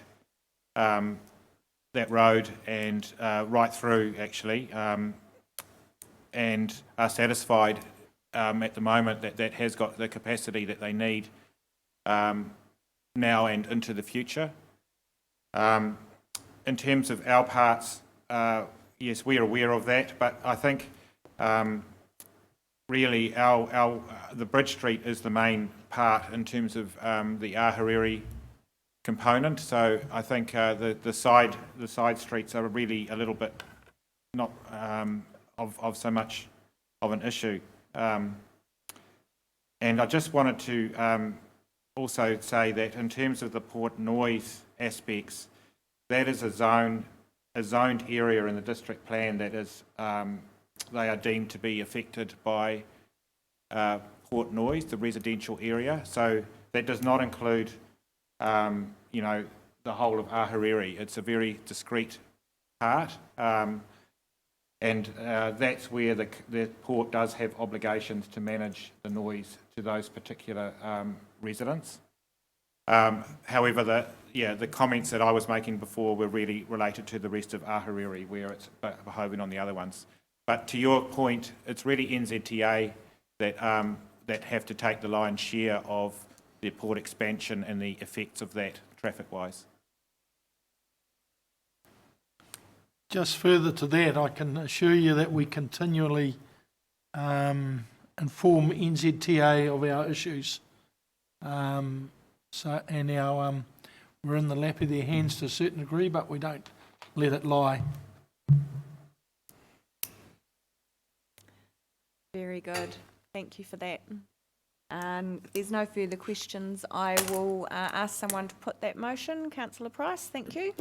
Seconded by Councillor Brown, thank you very much. Did you wish to say anything further, Councillor Price? I think you've given us quite a good summary. I think it's been well thrashed. It has indeed.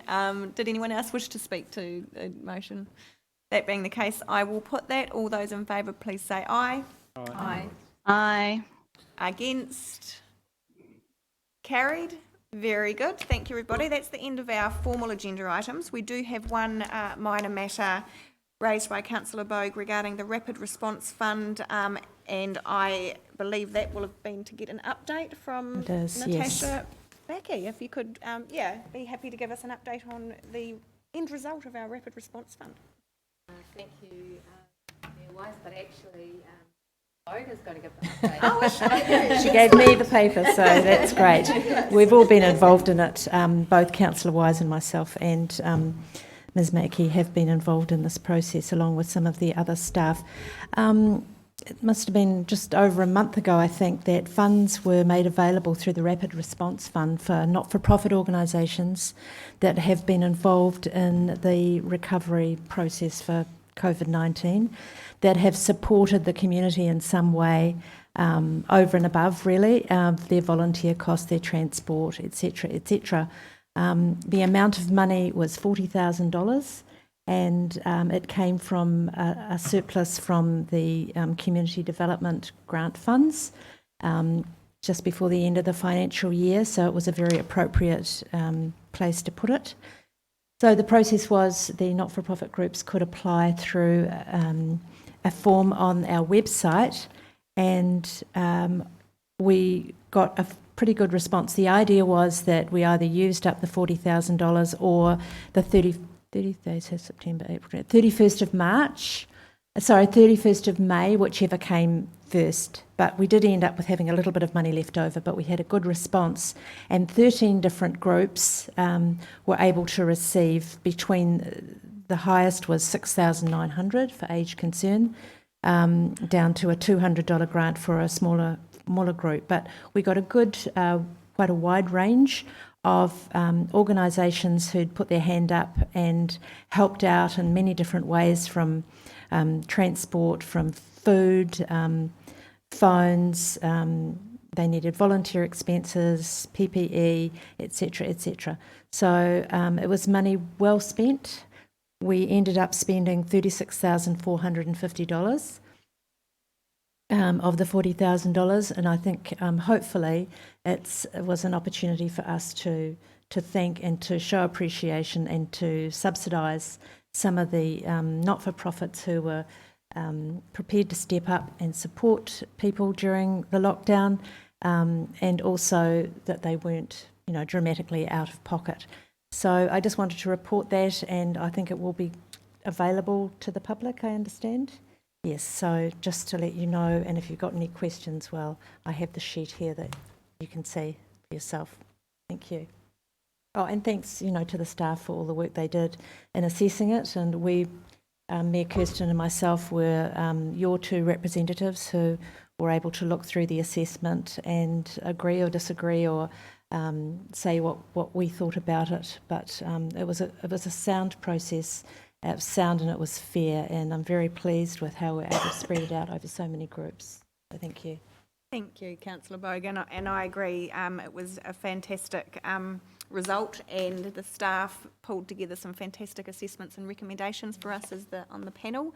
And just one minor correction, that the initial fund was actually $50,000. So we do have some that wasn't allocated that will be being put to very good use on behalf of our community going forward. So thank you, Councillor Bogue, for bringing that into Minor Matters today. So that brings us to the conclusion of our open agenda. I would ask for someone to move the motion to move into public excluded. Thank you, Councillor Crown, seconded by Councillor Crystal. All those in favour, please say aye. Aye. Aye. Against? Carried, and we will take a break. I think if we reconvene at 1 o'clock, that will give us sufficient time to grab